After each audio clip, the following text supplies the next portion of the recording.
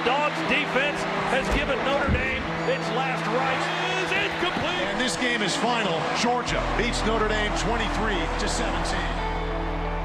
Yes, it's frustrating that we have to have this conversation, but we have a team that will persevere, that will keep fighting, that is tough-minded, that is gritty, that is physical. We got to take it 1 week at a time, and we've got to fight like heck. Are you on board for that? Sure. I know who you are tonight based upon what I saw, but you want to talk about defining games. It wasn't tonight. How you come back will certainly define who this football team is. We'll know who we are truly next week. We never want to walk into a locker room and say, wow, we just took an L again. We didn't come here to be average. We came here to be great. All 4 cylinders, baby. We got our heads down working, and we're ready to go. Just like that, it's simple. Virginia has their attention. There's no doubt about that.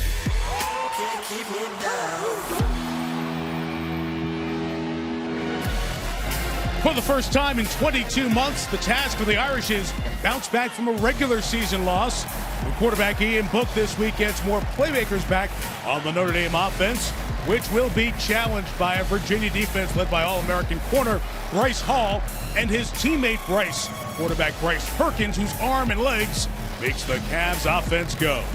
A lot of rain in the last 24 hours. That is gone. It's cloudy and 70 in South Bend.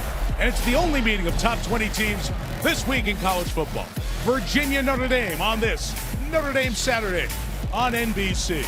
And good afternoon, everyone. Welcome to South Bend. Mike Tirico, Brian Kelly, and the Irish earned a lot of respect with their effort in the loss at Georgia last Saturday. And the coach respectfully has asked folks to keep those pats on the back to yourself. This is Notre Dame measured by wins, not nice tries. So he's refocused his team accordingly, and they have to. Notre Dame has to win every game the rest of the way if they want to return to the college football playoff. Tough test today. Virginia 4-0, first time in 15 years.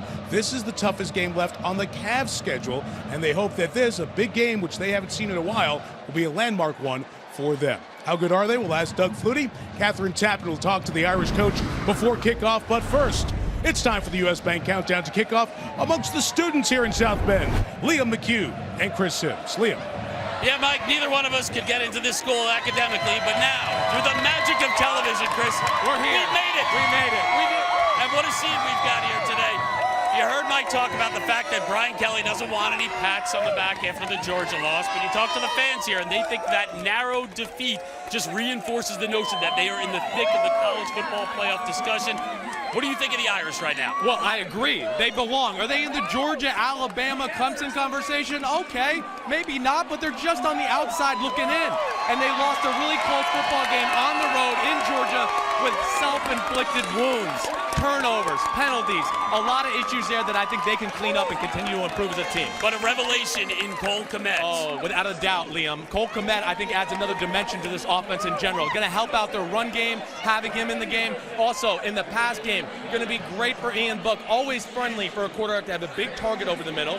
And if you're a defense, who do you hone in on now? Chase Claypool or Cole Kmet? It's a good problem that the Notre Dame offense has. These fans, are you guys afraid of Virginia? They say they're not afraid of Virginia. You say they should be afraid, should be a little bit worried. Yes. Give me one reason. Give me a player to watch here today. Well, the defense is really well coached. They're creative. They do a lot of things. Charles Snowden, number 11, reminds me of a Jason Taylor type, right? The old Miami Dolphins great. Really long, 6'7", okay? 235 pounds. But really rangy in the pass game and can rush the passer. Watch out. If Notre Dame can't run the ball today against Virginia and it becomes a passing game, it's going to be tough against this Bronco Mendenhall defense. Virginia has never gone on the road and beaten a top 10 opponent. Notre Dame, they haven't lost at home in over 2 years. Something these fans know all about. Kickoff's coming up. This has been the U.S. Bank Countdown to Kickoff. Most accurate weather. The defining game as to who we are will be next week. You're going to have to come back from this game, and you're going to have to play a top 25 team in Virginia. And you're going to have to dig down deep to beat that team. But if we come back knowing who we are, that we can beat anybody that we play, and I mean anybody, then you should come energized, ready to get after Virginia at home.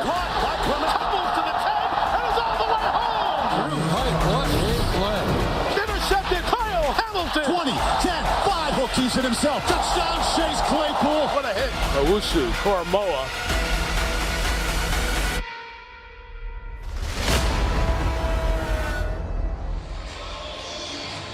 Third ever meeting, first in South Bend, between 4-0 Virginia, ranked 18th, and 2-1 Notre Dame. When you looked at the schedule, you said, what, Michigan, Georgia, USC, perhaps one of the teams at the end of the schedule would have a good ACC run. Few people thought Virginia would be a significant test, but the Cavaliers were picked to win their half of the ACC. It's the first of 3 straight home games for the Irish. 6 of the next 8 are here in Notre Dame Stadium. And Brian Kelly from right after the Georgia game, focus on today. As the players make their way from the locker room and are set to take the field. Here come the Irish.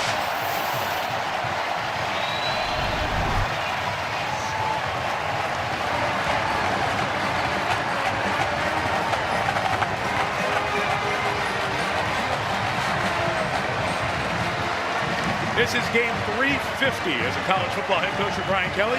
His team has left the field a winner 254 times. Ian Book took over the Irish as the full-time starter a year ago. Game 4 at Wake Forest. As another ACC opponent calls today, Virginia. They beat Pitt and William & Mary and Florida State. They had a rally to beat Old Dominion last week. Trying to start 5-0 for the first time since 2004. Bryce Perkins, the quarterback, the unquestioned leader and the player to stop on this Virginia offense. What they do well on the defensive side of the ball. All right, down to the field on this cloudy Saturday. Here's Catherine Tappan with Brian Kelly. Coach, you've made it clear that you are sick of hearing people congratulate you on a tough loss to Georgia last week. How have you used that message to motivate your team?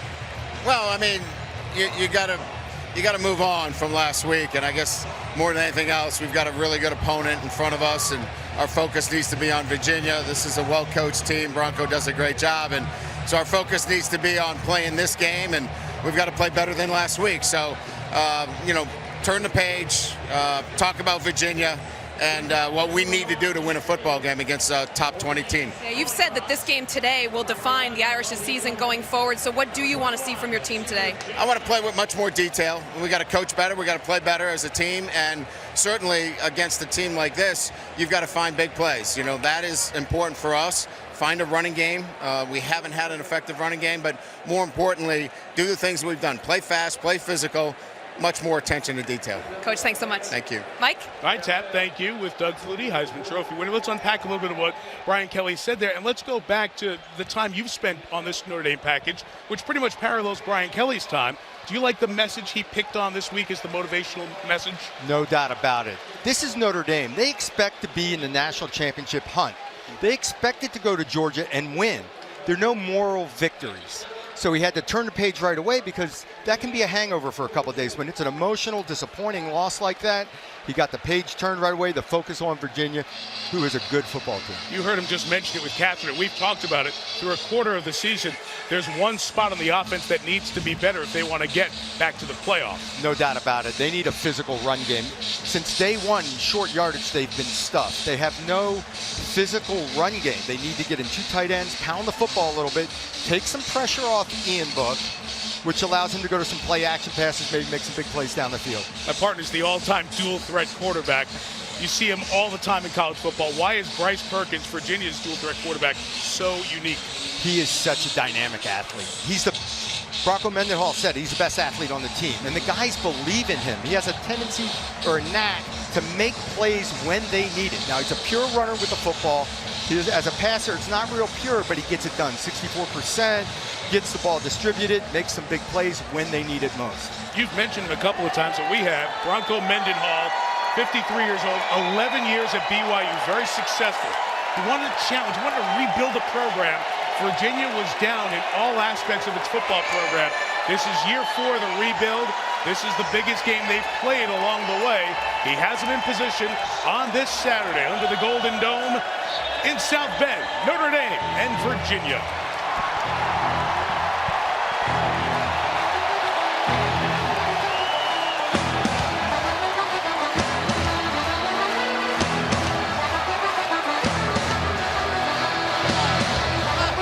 Notre Dame won the toss and defers. It'll be Virginia ball as Jonathan Dorr kicks it.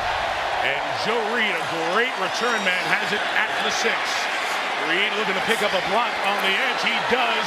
Up the hash and hit hard at the 30-yard line by Alkmaar Bilal. That's where Virginia will take over. Bryce Perkins brings him out. Here's the Jeep starting lineups. To help Perkins, the sophomore Wayne Kalapapa, who's in the same town as Notre Dame safety Alohi Gilman in Hawaii. Here's Reed, not just a good return man, but he's their leading receiver. Injuries up front last week. Well, Victor Oluwatili is back after playing his 5 plays last week with a thumb injury. They said Victor is okay to use as his first name, so we will. Drive starts officially from the 31, and Perkins to work, looks to run, and they're waiting for it. Doesn't get back to the line of scrimmage. Drew White on the tackle. He had a very good game between the hedges last week. Perkins is very good at getting the ball out quickly. There was a quick pass call, and when it doesn't happen right away, he's looking to take off and run up the middle somewhere. Happened on the first play. You see Perkins' numbers. He was originally recruited to Arizona State, had a serious neck injury before he played there. He had a stop in junior college. This is second year of the Cavs. He's pressured but throws it complete. Hassis Dubois, his receiver, takes it near midfield. He'll be brought down at the 49-yard line and a first down for Dubois, his 17th catch on the season. Hits the slant route coming from the left. There's a nice little alley right there. Set your feet, come back. He actually went front side first. Nice job of going front to back side, finding the window. And he's very good at that quick passing game. Not a ton of stuff downfield. When they take downfield shots, look for number 9, Terrell Chapman, as their big play threat. Perkins also leads them in carries. He hands here to Taulapapa, who is stopped by Kirk Heinisch, the defensive tackle for the Irish, and again, Drew White in there as well. Let's check that Notre Dame defense. You know, a lot of attention in the preseason on Julian Aquara. His production's been down. Just 3 tackles in 3 games. Drew White, Jeremiah Owusu-Koramoah had their best games last week in Athens. The captain, Jalen Elliott, special game for him. He's a standout high school quarterback in Richmond, Virginia, playing against his home state team in that good Irish secondary. Twice on first down, Virginia has lost the yard. It's 2nd and 11.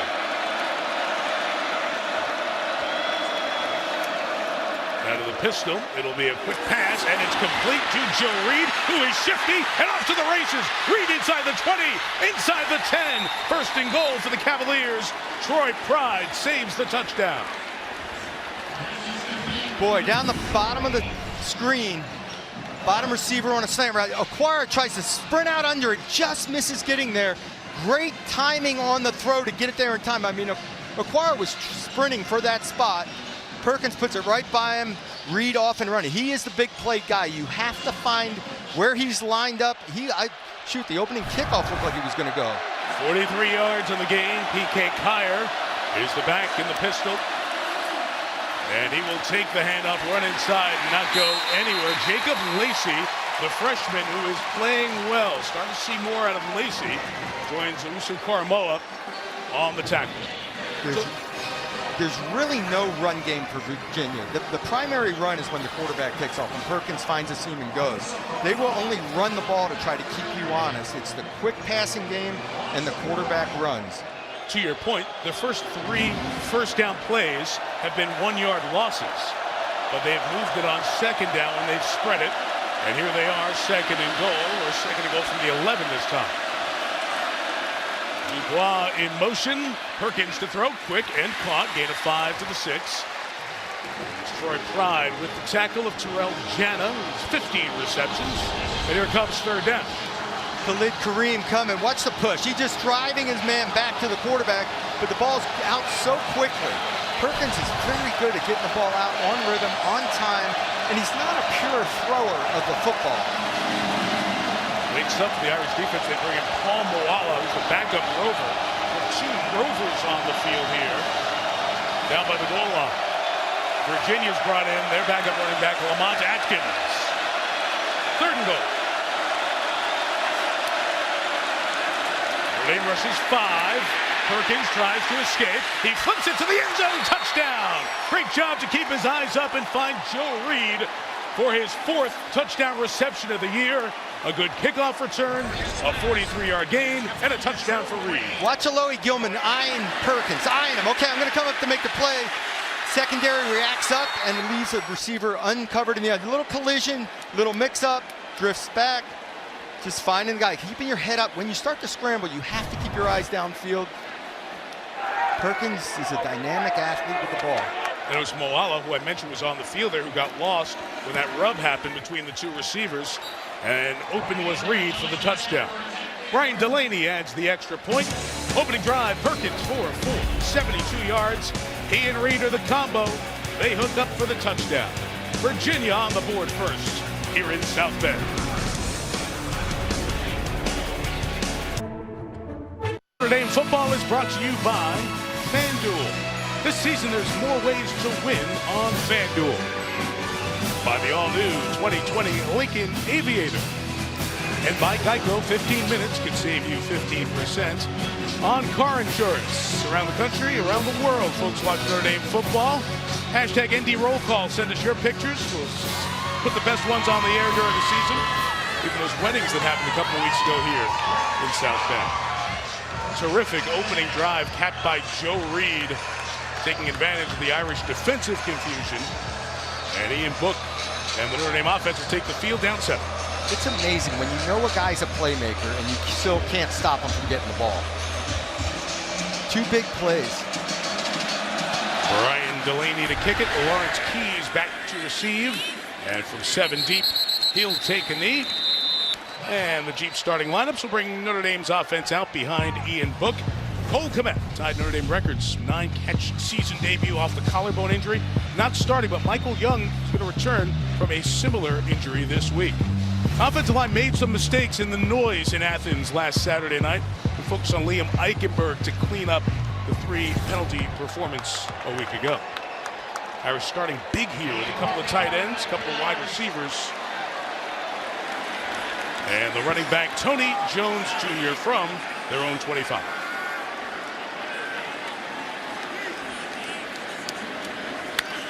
Empty out the backfield with Jones in motion. Book is flushed.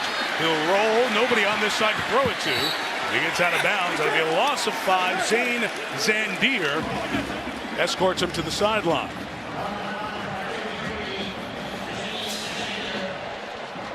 Well, he was moving his feet last week a lot and having to drift and avoid some pass rush. And right away, I mean, that was just a quick drop and trying to get rid of the ball. He gets pressure and scrambles away from pressure. Threw 47 times. He was a part of those communications issues that caused some of the flags. This is what you and Brian Kelly talked about. Can Notre Dame run the ball with power? And Tony Jones Jr. gains just more than 5. Matt Gamm, the tackle, it's 3rd and a long 9 coming up for the Irish. But that's a positive. You know, straight ahead run play, 5 yards, get you back and down in distance. It's 3rd and 5. Now the entire pass game opens up, even slipping in a run if you have to. Chris Fink on the field for the Irish. Didn't start as they went with the size of Claypool and Javon McKinley and the 2 tight ends. Kmet in motion, gets lost in the middle of the formation. First look closed. Book waiting for something to clear. Going to launch it downfield for Claypool, but Claypool was covered. Throws underneath, and it's incomplete.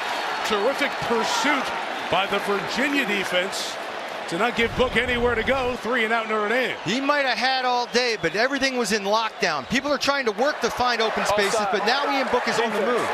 Number 56. An offside flag will give the Irish Repeat 3rd down. 5 more yards. Apologies, I didn't see the flag. It was buried on the near sideline, obscured by the Notre Dame bench, but it'll make it 4th and 5. The 3rd and 5, excuse me. On the weak side there, we saw 34 Hall in coverage, and he's a lockdown guy as well. The 2 corners, Grant and Hall, really have closing speed to break on. They play off coverage a lot, but they put that foot in the ground and drive on the ball and are in tight coverage. Break for the Irish, 3rd and 5. And Kmet, the tight end, once again in short motion. Pressure is picked up, pass is quick and is caught in bounds for the first down by Komet right in front of Devontae Cross. Very tight window that Book got it into. First down, Notre Dame. What a tight throw and catch. Phenomenal. Great coverage by Cross. He just can't get to the ball. Ian puts it in the only place he can. Komet comes up with the first down. No huddle Irish from the 36, and it's the give to Jones up the middle for 3 yards to the 39-yard line. This Virginia defense giving up 18 points a game. Virginia was sleepwalking in the game against Old Dominion last week. This defense kept them in it and then turned it around with that play that they made late with Zane Zandier, an interception to get it going. Nick Howell is one of their 2 defensive coordinators. 2nd and 6. Book complete to Chase Claypool, who will be stopped 2 yards shy of the first down. Out at the 44-yard line, Nick Grant, who's the other corner, but still makes a lot of plays. He might be the other corner, but he closes too. I mean, that's perfect timing, perfect throw, and he's right there. And they're playing off. Usually, especially in college football, if it's an off corner, you call it an easy access throw. Hit your back foot, it's gone. These guys close on the ball. It might set up for a double move late in the game. That's all 11 Virginia players in your shot there. No deep safety for 3rd and 2. With Fink in motion, there's a whistle, and Notre Dame, which had plenty of false start issues last week in the noise, will have one here. False start. Number 78. Offense. 5-yard penalty. 3rd down. And it's on the senior right guard, Tommy Kramer. It just sets you up to 3rd and 7 instead of 3rd and 2. Right guard. Did you see it? Yeah, it may have been the wrong number when we looked at that. Yeah, I think it was 74. I think it was a left guard. We talked about all the penalties, most in Brian Kelly's decade. Many of them, the communication in the noise, something between a silent count and the hand clap to send the snap back. Back to the hand clap, you can hear it here. On 3rd down, the throw to the far side is complete. Where's the spot for Michael Young? It's right on the 46-yard line. That's a first down, first catch in the return for Young, the junior, coming back from the broken left collarbone. Again, a timing throw. This one way out to the wide side of the field, right at the first down marker. And again, Hall's closing fast, but to the wide side, you might play a little softer because the ball's in the air a long time. First down to give inside for just a yard to Jones. Again, that play on the sideline, every play does get looked at by the replay booth if they so choose, but it's where the ball is when it crosses the sideline.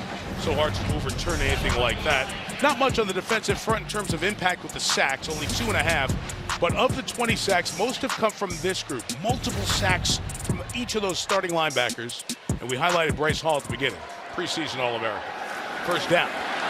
Well, second down, I should say. In trouble. Rotates out. Room to run. He'll take off across midfield. And we'll go down at the 45-yard line and be a yard and change shy of the first down. This D-line likes to slant and move, create pressure. The offensive line's doing a nice job of picking it up, but watch him slant and loop around. Good protection at first and picking it up. And once he rolled to the left, Komet was all by himself down the field. This is about the time he starts to move, and now could have had a shot, but you see open grass in front of you, you run. 3rd and 1, it's a run here. It is Jones up inside for the first down to the 42-yard line. Notre Dame has been missing a big play from the running back position. Jameer Smith, who's checking in right now, he returns after a turf toe injury. The Irish remain without Jafar Armstrong. Their most electricity out of the backfield. Armstrong got injured on that opening drive at Louisville, but Smith is back after the turf toe injury. And from the 42, they fake to Smith. Book fires, complete, out across. It is Fink to the 15-yard line. Joey Blount, the tackle of the game, 27 for the senior, former walk-on, who's now an Irish captain. You see Fink running from right to left, coming across the field. It's cleared out by Claypool on the left side of the field. Now you're working on safeties, chasing, and that's where you can get your big completions. The corners are tough. The safeties are the ones to attack. First down for the Irish. Book out quick, complete to the 9-yard line. They'll mark Claypool, a gain of 5 on first down. Again, working on Nick Grant. They'll mark him officially at the 8. It'll be a gain of 6. He and Book's being very efficient. I mean, these outside throws are not easy, and some of them have been very, very tight throws. 2 third-down completions, especially one to Komet after the penalty that would have had Virginia off the field after a 3-and-out. 2nd and 4. They give to Smith to the right.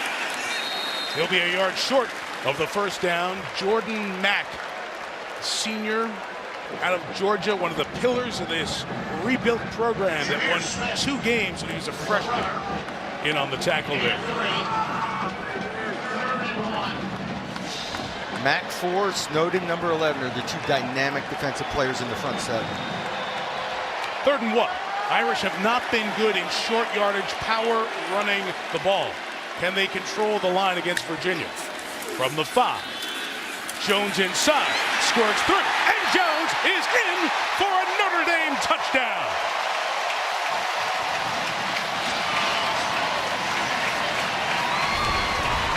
Just great second effort. Watch the slanting and moving of the defensive line.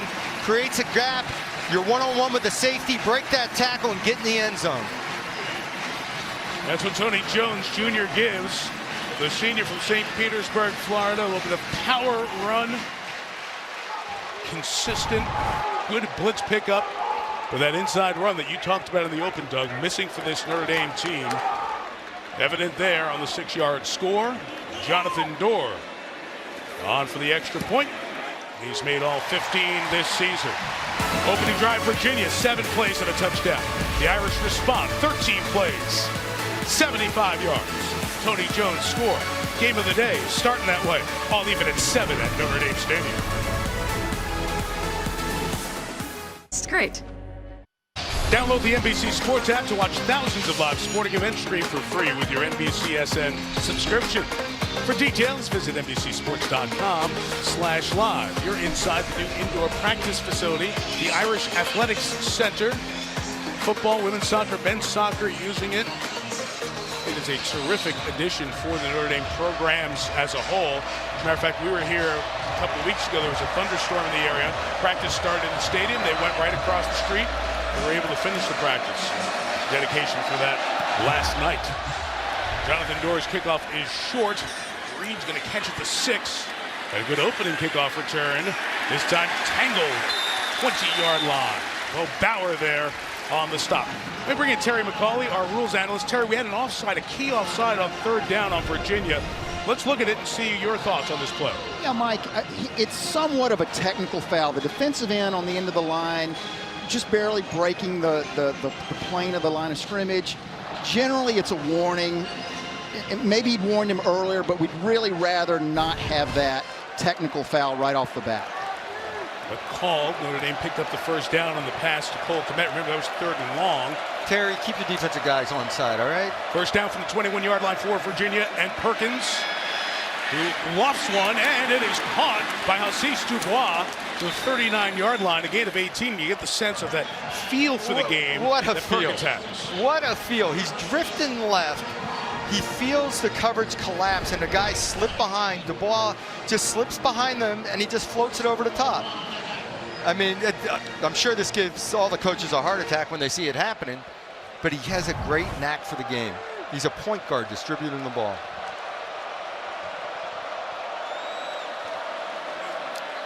And from the 38, Wayne Talapapa with the carry for about 2 yards. Chris Sims will be joining us from down on the sideline during the game. Chris, give me a sense of what you see schematically with this Virginia offense. Well, the one thing with Perkins and the offense in general, they have a million ways to throw the ball short. And when you play zone defense like Notre Dame is right now, when he scrambles, he's manipulating the zone coverages. Notre Dame might have to dabble in some man every now and then just to take away some of these short throws. And so often it's the guy in the slot, 2 down from the bottom, Joel Reed, number 2. Who's the man he looks for? 2nd and 8, the Irish are looking at him. So they come to the tight end, Tanner Cowley, over the middle, inside the 40 to the 37-yard line. Pickup of 32 for the tight end. Cowley's your tight end on the left. Watch him slam release. The eyes of Gilman go to the backfield. Once he sees that tight end block, Gilman's eyes go to the backfield. He releases uncovered down the middle. Beg your pardon, gained 22, not 32. It equals the longest of the season for the senior from Jersey, Manasquan, New Jersey. Terrific start to this game. Inside of 3 minutes here in the quarter. They get it to Reed. Gets out of one tackle. Sean Crawford gets rid of the Terrell Jana block to knock him out of bounds. I was talking with defensive coordinator Clark Lee before the game, and he was really concerned about this offense. They give so many unique looks and so many ways to formation you. They do a lot of the same plays, but different personnel groupings, odd alignments, and you definitely have to find out where number 2, Reed, lines up. It's tricky to defend. He's going to do a lot of things with twisting to try to contain the quarterback, but so far, Virginia's having their way offensively. That's the man matching wits with Clark Lee, the offensive coordinator for the Cavaliers. Robert and I spent a lot of time at BYU, played on their championship team. Here's Perkins, pressure, and Okwara gets his first sack. The ball came out at the end. Let's see if he was down or not. They continue the scramble for it. The ball was close to coming free. It looked like Drew White was down there for Notre Dame trying to dig it out. It was recovered by Virginia. Whether it was a fumble or not, it's interesting. Okwara comes out of the pile with the ball, but the referee pointed that it was Virginia ball. Fumble recovery by Notre Dame. He pointed the wrong way. The ball was out, and the Irish have recovered on the first impact play by Okwara.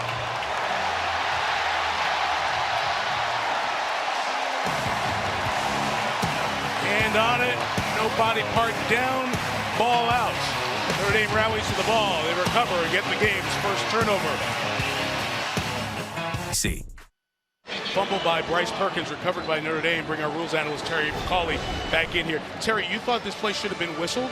Absolutely, Mike. I believe this is clearly forward progress. He's hit and driven back a yard going to the ground before he loses the football. This is a forward progress situation that I think should have been killed. But he's a running quarterback. Do referees ever say, this guy's a runner, I got to give him more leeway to get out? If it appears that he's going to get out, yes. But when he's going to the ground like this after being driven back a yard, forward progress should have been ruled. Irish ball, Claypool on the edge, gain of 5 to the 49-yard line in front of Bryce Hall, their standout corner. Still, in all, a big awareness play by Julian Okwara to get his hand on the ball, Doug. Absolutely. First, he came in under control because it's a scrambling quarterback. Secondly, he made the hit, and as he's taken to the ground, he sees the ball being hung a little loose, reaches with the opposite hand, and intentionally knocks the ball away.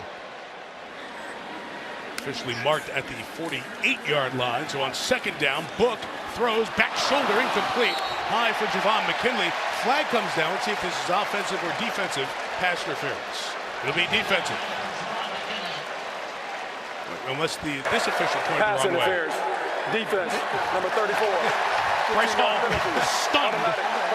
He was sure that that was going to be against Notre Dame's senior receiver. Instead, it's against the All-America corner.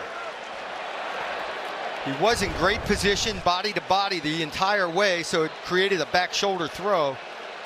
He's turning his head, there's hand fighting. Ball's over his head. Yeah, I think you keep the flag in your pocket.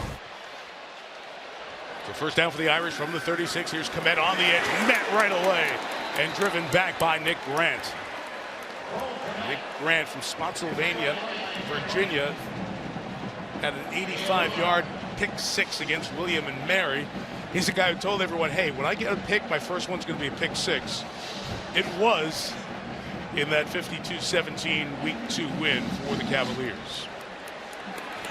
Now Chris Fink is out there matched up with him. Irish tight formations, makes the bodies near the ball. As Book rolls, flag down. It's going to be on Charles Snowden of Virginia, who knocked over Cole Komet, who was an eligible receiver past the line of scrimmage. Holding, defense, number 11. 10-yard penalty, results in a first down. Sorry, Terry, I don't mean to take your work there from you, but it was right in front of me. No problem, Mike. Here's Cole Komet on Snowden. Snowden realizes it's bootleg. Komet's going to get away, give me a tug and a hold and pull down. Relatively easy call. Hey, Snowden's a terrific player. He was the National Defensive Player of the Week last week. A couple of sacks, and he was in on 15 tackles when they were sweating it against Old Dominion. Book. Kicks it to Sebo Flemister. Speed on the edge. Flemister inside the 15. Lowers the shoulder to the 11-yard line for the sophomore. Noah Taylor, the Virginia tackle. First down, Notre Dame. Really nice job of patience by Book here. This is looking for a big play. They faked a little toss, and we're looking for something down the field. It wasn't happening, and then Flemister makes something out of it, breaks a tackle.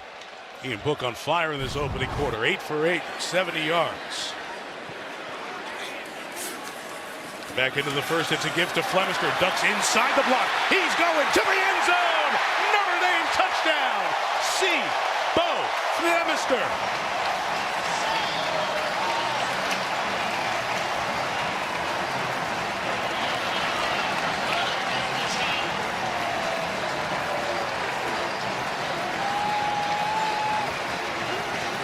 Somebody's breaking tackles, Coach.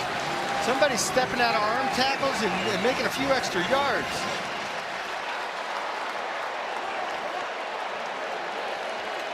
And Notre Dame was looking for running backs to impact the game in that way, and Flemister just does just that for his first touchdown.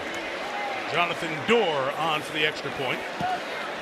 And the Irish lead after the turnover. 4 plays, 54 yards in 96 seconds before Saborius Flemister scored. That's right guard, 78, Kramer pulling out here. Now it's not clean right away at the point of attack. It's not clean, but watch him finish his guy all the way to the end zone. And that's Snowden. He stayed with him all the way to the end, driven 10 yards back into the end zone.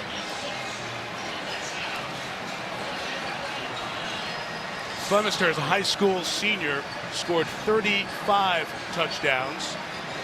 This is a running back group that has had multiple injuries. It's been trying to identify, was there going to be a bell cow? Remember, Dexter Williams came in with a near 1,000-yard season after missing the first 4 games last year. The running back room knew there was attention on them to change a bit of the narrative. And against Bronco Mendenhall's defense, a very solid run by Flemister has given the Irish a 7-point lead. That's a spark they have definitely been missing. Being able to step out of tackles, make a few extra yards, get something out of the run game. Into the wind, Jonathan Dorr's kick, so it's not a big wind. Wind has not taken it into the end zone. There it does. Touchback, and the Irish will see Virginia start at the 25-yard line. This Virginia team has a lot to like, and Notre Dame took an early punch as Virginia drove down the field, but a quick response on both sides of the ball for ND. Yeah, no doubt about it. And I think you see Ian Book being decisive with the ball. He made some tight throws and tight windows on 3rd down to convert, and then the running game starting to gain momentum for Notre Dame. It's funny how like one small play can change a game. If Virginia holds Notre Dame 3 and out on that opening drive, no offside penalty, and they get the ball and score, very different feel to the game. Irish take advantage of the Cavaliers' mistake by inches, and it's now 14-7. Virginia's down. That pass with a flag throw is completed to Billy Kemp IV. Sean Crawford was all over him. I really thought Crawford was reading the route well. Ineligible downfield. Number 2, offense. He was covered up. 5-yard penalty. Repeat first down. There's a formation issue with Joe Reed, so no flag on Crawford. Instead, procedural on Virginia. This means that somebody outside of Joe Reed, he's probably in the slot, an outside receiver covered him up on the line of scrimmage, makes him ineligible. He can't head upfield. Correction. Notre Dame has declined the penalty. 2nd down. This pass was ruled incomplete. So he's on the ball here, and your receiver on the outside is also on the ball, which basically makes the inside receiver a tackle, and he cannot go up the field. The outside receiver, Kemp, has to be at least a yard off the ball or off the ball. Instead of 1st and 15, the Irish will go with 2nd and 10. And Perkins will keep it, and he'll come to the edge with space. And in the open field, gets past Jalen Elliott, slides down to the 40-yard line. The Virginia sideline wanted a flag for the hit on the slide. On Khalid Kareem, they don't get it. It's a first down for the Cavaliers as the quarter comes to a close. Well, I tell you what, when I didn't slide a lot, I dove head first towards people because you always end up getting hit sliding, and that's close. I mean, you can get hurt when people are falling on you when you're sliding. Gain of 15 after 1. Notre Dame 14, Virginia 7. Back after these messages from your local station. I'll go at. Monday Bluff City Law is one of the most inspiring shows of the new fall season. Jimmy Smits and Caitlin McGee. They star in Bluff City Law, and you can see it all new Monday right here on NBC. Second quarter here in South Bend. Mike Tirico, Doug Flutie, Chris Sims on the field. Catherine Tappan on the sideline. Terry McCauley, our rules analyst. Liam McHugh keeping an eye on everything going on in college football. Number 10 against number 18. Best matchup of the day. Good quarter to start it. 14-7 Irish. Second quarter begins with a keep by Perkins. Okwara chased him down. And he's wrapped up by Alohi Gilman. It'll be a loss of a yard officially for the Virginia quarterback. Julian Okwara really showing up. Forced the fumble on the sack here. He feathers it a little bit and chases an athletic quarterback down to make the play. Containing this guy from running is the #1 key for the Notre Dame defense, because Perkins in the open field is scary. And I think Julian Okwara feels like he has something to prove after the first few weeks, only coming out with 3 tackles. Terrific season last year, 8 sacks, all those pressures. The Pro Football Focus charted. Here's Perkins on the move and throwing as he got hit as he threw, and that ball is incomplete. Perkins took a shot at the back end of it. Sean Crawford coverage. Khalid Kareem was putting on a heat. 3rd down and 11 coming up. This is an unbelievable throw. I mean, this is a good comeback. He hits him in the chest, but watch him duck and throw and take the hit. But that's an athletic play. You're ducking away, throwing, which softens the blow, and the ball could have been probably used the ground to field the ball, so it's incomplete, but the ball was right on the money. That was. Remember the old duck and chuck? Duck and chuck. Derisive term for the run and shoot back in the 80s. That was duck and chuck. Timeout taken. The previous play is under further review. We're going to take a look at that. You mentioned, Doug, the nose of the ball was on the ground. He did have a hand on it. We'll bring in Terry to walk us through the replays of this catch or no catch. Ruled incomplete on the field. Terrell Chapman there.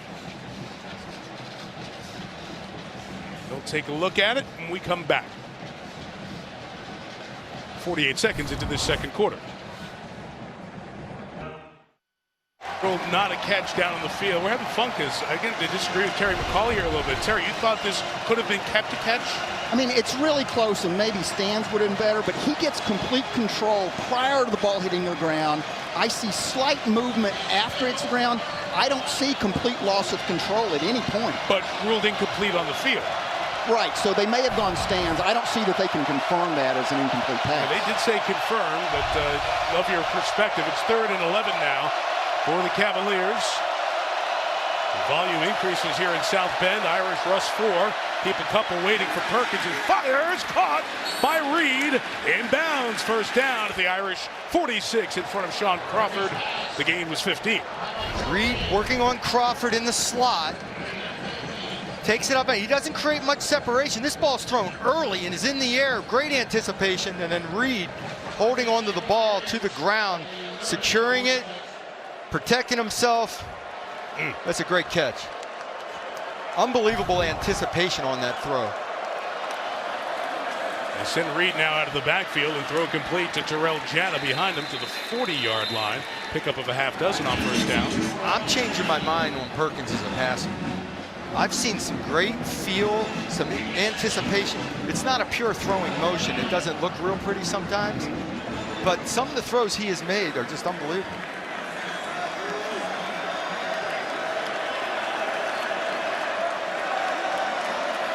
Second and 4 now. Talapapa out of the backfield. Blitz coming for the Irish. Perkins runs away from it, and people waiting for him. Slides. Where that slide began to be just a gain of a yard. Chris Sims, field level, give me a sense of what you see out of the 6'3 senior Perkins. Well, he's impressive. And Doug, you're all over it. I mean, this has not been bad Notre Dame defense at this point. This has been more really good quarterback play. He's got a great feel of kind of scrambling, keeping plays alive. And that last throw, come on, it doesn't get any better than that, guys. Well, Chris, good pickup by you during the break. We have not seen Dalen Hayes come in yet for Notre Dame. One of their defensive rotation has been Jameer Jones, who played at the end of the Virginia game. This is 3rd and 3. The backfield's empty. They swing it out to Reed. Can he get there? It's close. He's a yard short at the 37-yard line. 4th and 1. Field goal from here would be 55 yards. back end of their kicker's range. Looks like they'll go for it. Let's Reed moving out of the backfield on a little swing. When he's in motion or when he's in a different place, he's getting the ball.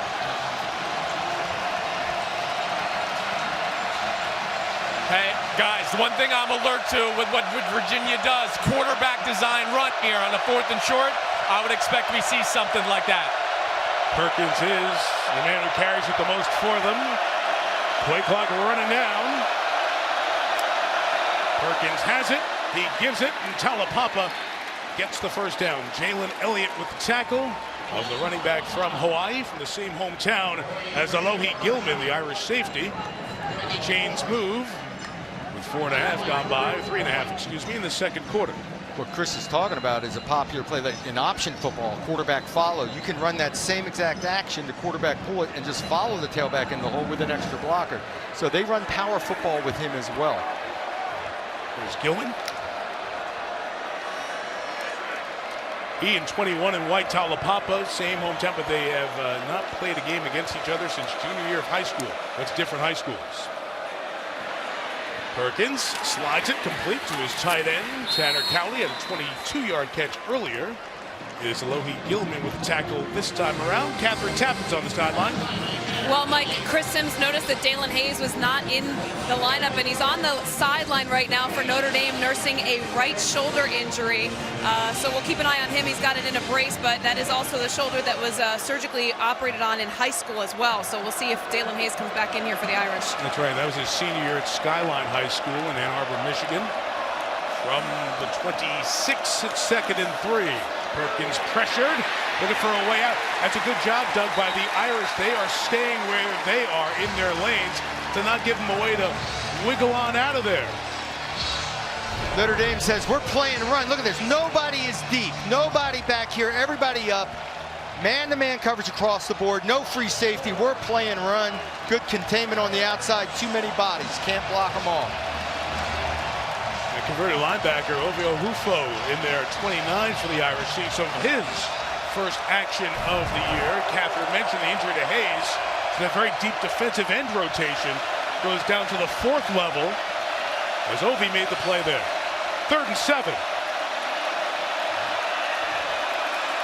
Kelly in motion, 5 in the pattern. Perkins flings it, caught first down to Joe Reed at 20. You know, there's a lot of schoolyard to Perkins and Reed, and I mean that in the most positive way, because they just make plays. There's pressure on the quarterback right away, and this is a timing throw. He's got to get rid of it. He throws the ball falling away. It's a little high, and Reed lays out for it. Tagovailoa came through basically untouched with the pressure. Falling away, Perkins makes an accurate throw where Reed goes up and gets it. Those two guys just making a play. 6 of those 12 completions are to Reed. He has 80 receiving yards.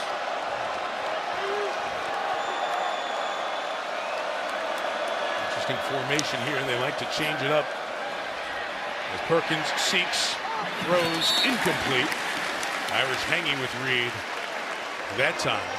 So Doug, what are the challenges for a running quarterback plus a guy like Reed, who we've seen they move all over the formation?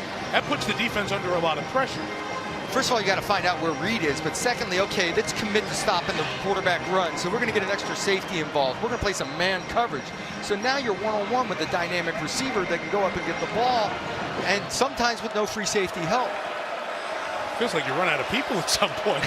Yeah, you need a 12th guy. Let's play Canadian rules. Assis Dubois comes over to the near side, to the right of the formation. Perkins, Cowley the tight end to the 14-yard line, spilled by Troy Pride Jr. If you want BYU football during the heyday of Lavelle Edwards, and of course Bronco Mendenhall was at BYU for 11 years, and a lot of the staff was there, including Robert Anai, the offensive coordinator. You saw tight ends just go over the middle forever in Provo, and you see that a lot with 44. Absolutely, the quick passing game, the days of Steve Young and Jim McMahon at BYU. Anai, we just saw there, the offensive coordinator, was a teammate of those guys. Another 3rd down. Virginia's converted the last 2. All-out blitz, 0 coverage. Perkins carried it quick and had it knocked down. It was knocked down by the Irish pressure. And it'll bring up fourth down. Jeremiah Usu-Karamoa coming in, and the field goal unit's now coming in. Just bringing the house, bringing them all on this side, coming off the edge. Get a big hand up. I think it was Tagovailoa Mosa that got the hand up and knocks it right back. It was. Myron has played very well in the inside. Myron. I'll just call him Myron. I called him Myron first season. Brian Delaney on for the field goal from 32 yards away. And the junior from Chantilly, Virginia, knocks it through. Approaching the midway point in the second quarter. The Irish lead by 4. Notre Dame football is brought to you by the all-new 2020 Jeep Gladiator. By Discover, we treat you like you'd treat you. And by Gears 5, Bound by Blood, rated M for mature. It has been some kind of year to be a Who's fan. Tony Bennett and the Cavaliers winning the national championship in college basketball, beating Texas Tech in overtime 85-77. Carla Williams is the athletics director at Virginia. She spent a long time at University of Georgia, but what a program going right now. The lacrosse team won the national championship. That basketball title we mentioned a year after that lost in the 116 game to UMBC. The men's and women's soccer team, the field hockey team are all in the top 5 right now. Tremendous time to be a Virginia fan. Lawrence Keys not going anywhere. Terrific coverage down at the 16. Antonio Clary down there on special teams for Virginia to make the tackle. Well, Notre Dame has not seen a lot from Chase Claypool thus far in this game, and in part because he got banged up earlier on this pass when he was tackled by Bryce Hall. Catherine Tappan's been watching on the sideline. What's going on with Chase? Yeah, Mike, they took him into the tent. They taped up his left ankle and his foot. He was running back and forth on the sideline. He was being tended to by the medical staff. He was starting to amp up his runs back and forth, and I see right now that he's got his helmet on, looking like he's going to go back into this game. That's good news for the Irish, Mike. Talking to Dale Alexander, the wide receiver coach, and he's ready to roll. We'll see from the 16. Book, who has been hot, off the hands of McKinley, who was in stride and on the run. That's an incompletion, and that's the first for Ian Book on this day. Well, it's the first inaccurate throw. He drifts a little to his left as he's throwing a slant route. Really came under. Nice little route, push off a little and break. Big body guys on slant routes are good targets. This one's just a little out in front. And they get Michael Young back from injury. Claypool back in the lineup here on second down. A run to the right. Tony Jones Jr. That's a big run. It's a gain of 9. That is something Clark Lee, or I should say Chip Long, the offensive coordinator, really wanted to see. A return to the power running that we've seen over the last couple of years with the Irish. Yeah, that was very encouraging. Started with Sebo Flemister down by the goal line, pulling through some tackles. There, nice little pin and pull. 3rd and 1, short yardage, and it's Jones on the edge, breaks through the tackle to get the first down. Joey Blount was there, junior from Atlanta. Couldn't bring him down in time to keep the chains from moving.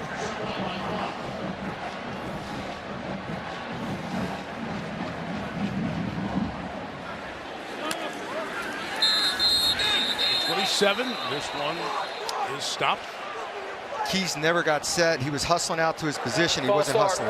Offense, number 13. He was never set for at least 1 second. 5-yard penalty. First down. He was coming from one side of the field to the other, just kind of coasting over there. And as he lined up, the ball snapped. Got to be set. Lawrence Keys, the sophomore from New Orleans, will come to the bench along with Tony Jones Jr. Avery Davis goes into the lineup in the backfield for the Irish. Pressure picked up for the moment as they set up Davis on the screen. He dropped it, and if he bounced that outside the numbers, he had a ton of room to run. Had a play. Avery Davis usually coming in the game as a receiver out of the backfield. He's very good at this stuff. Run screens, jet sweeps. Watch this room outside the numbers. There is no Cavalier there. Davis was on defense earlier this year with the injuries to Jafar Armstrong and Jameer Smith. Davis was moved a couple of weeks ago back from defense to offense.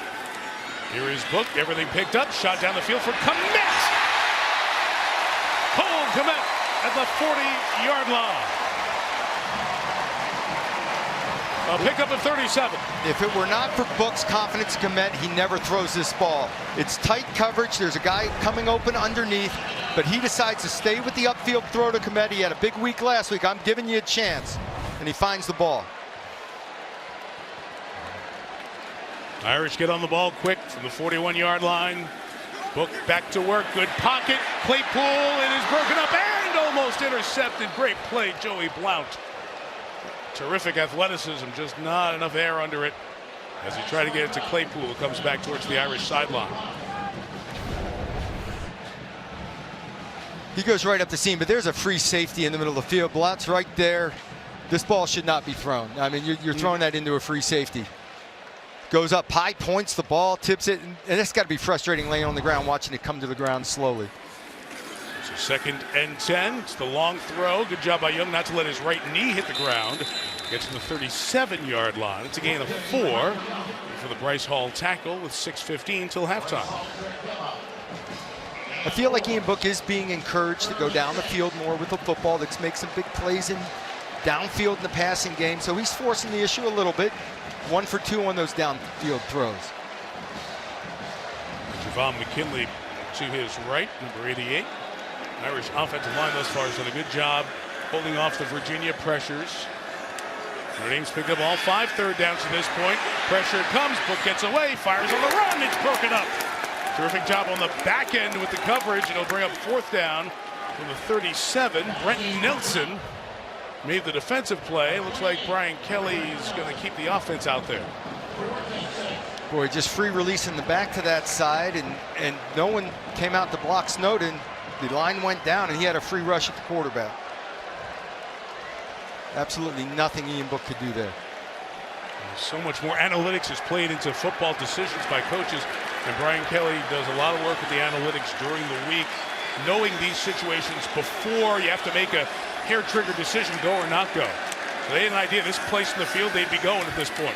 And Book throws underneath. Jones caught it, breaks a tackle. We'll check the mark.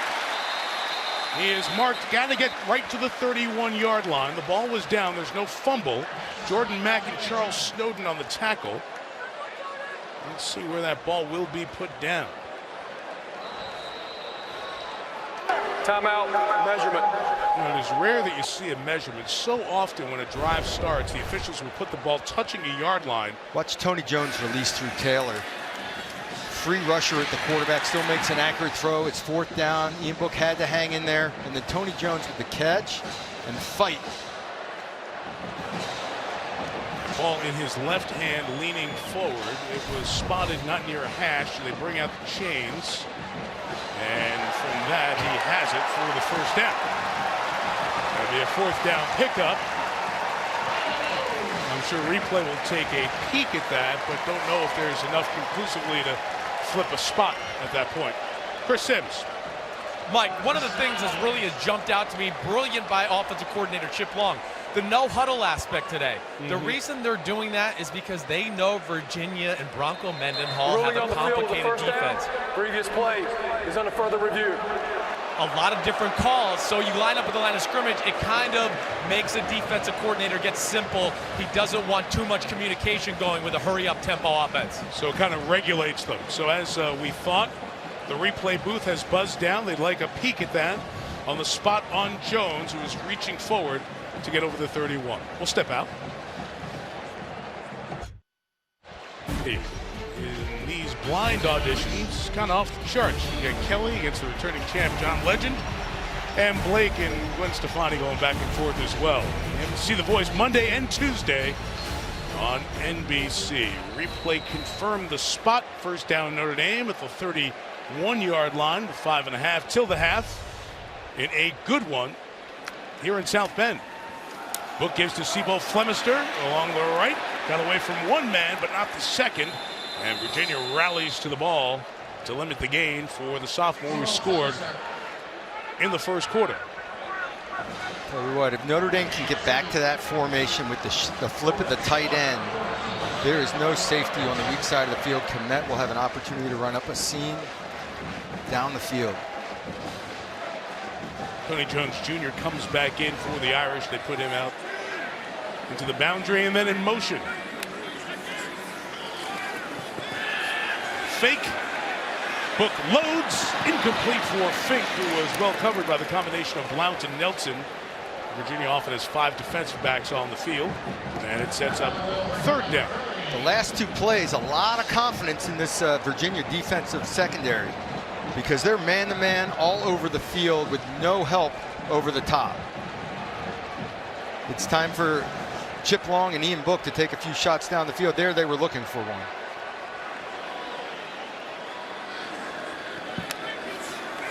Third and 8, pressure comes up the middle. They set up the screen for Jones, and he could not find him.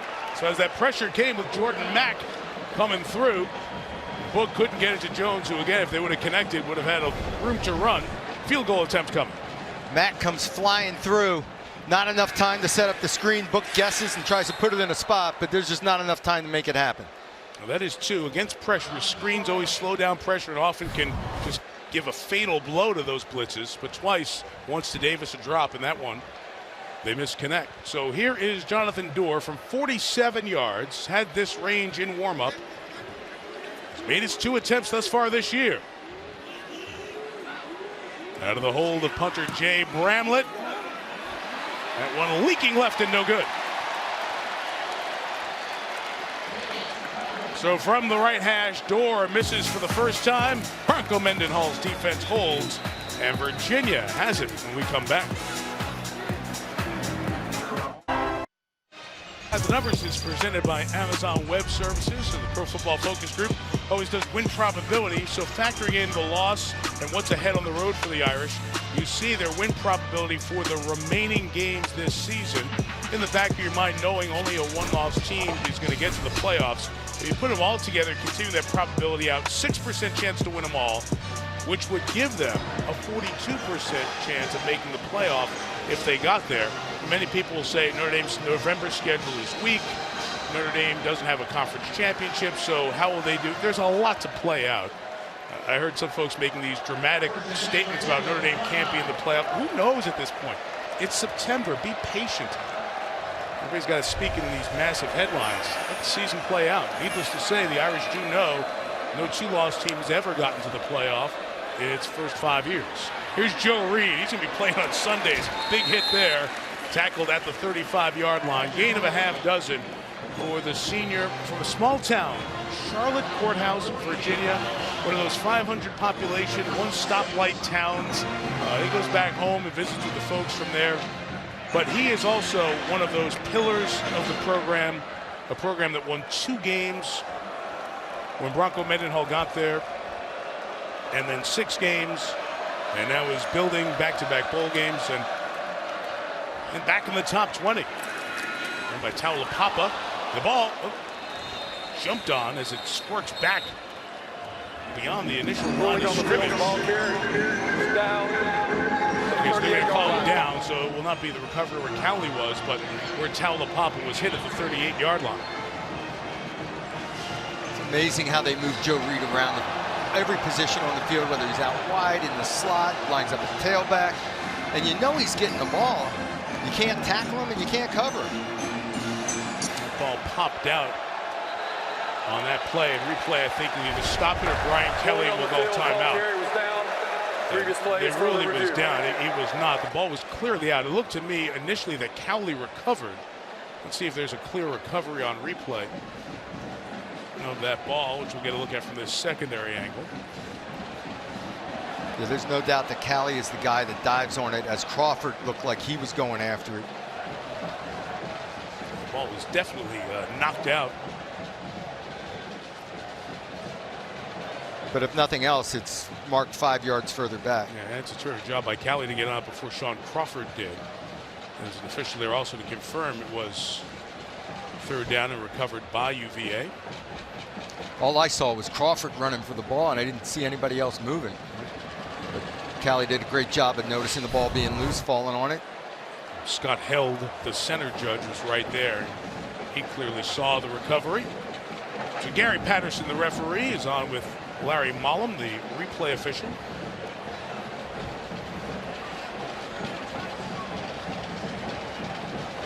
We mentioned for a moment Bronco Mendenhall rebuilding this Virginia program. As you get another look at that clear recovery via replay. So it'll be Virginia ball, but Notre Dame will get the yardage back on the recovery by Cowley. Bronco Mendenhall told us there was no aspect of this program that was of industry standard, which is a unique way of saying it's a rebuild. And he found when he was at BYU, 11 years, 99 wins, he had built that thing back. It was so successful. The Lavelle Edwards era was not in the short time after that. Mendenhall felt all of his memories from the BYU days were of the rebuild, not the last 4 or 5 years of his run there. So he was seeking a rebuild at a program where they could play Power 5 football. There was a purpose to the university and academics as well. Rolling on the field as the ball carrier fumbled the ball, and it was recovered by Virginia at the 34-yard line. So it'll be third down at the 34-yard line for Virginia. The clock will start on my signal. So Mendenhall took most of his staff, a lot of folks who have either played for him during his BYU days as defensive coordinator or 11 years as head coach, and coaches who were with him and came to Virginia. It surprised a lot of people in the college football community. It wasn't a necessary fit. But he really has Virginia back in the conversation for the first time since Al Groh, and before that, the George Welsh terrific days. 3rd and 5 for Bryce Perkins. He will give Taulapapa on the carry. He is still going and stopped a yard shy of the first down. Alohi Gilman was there first on his fellow Laia Hawaii native.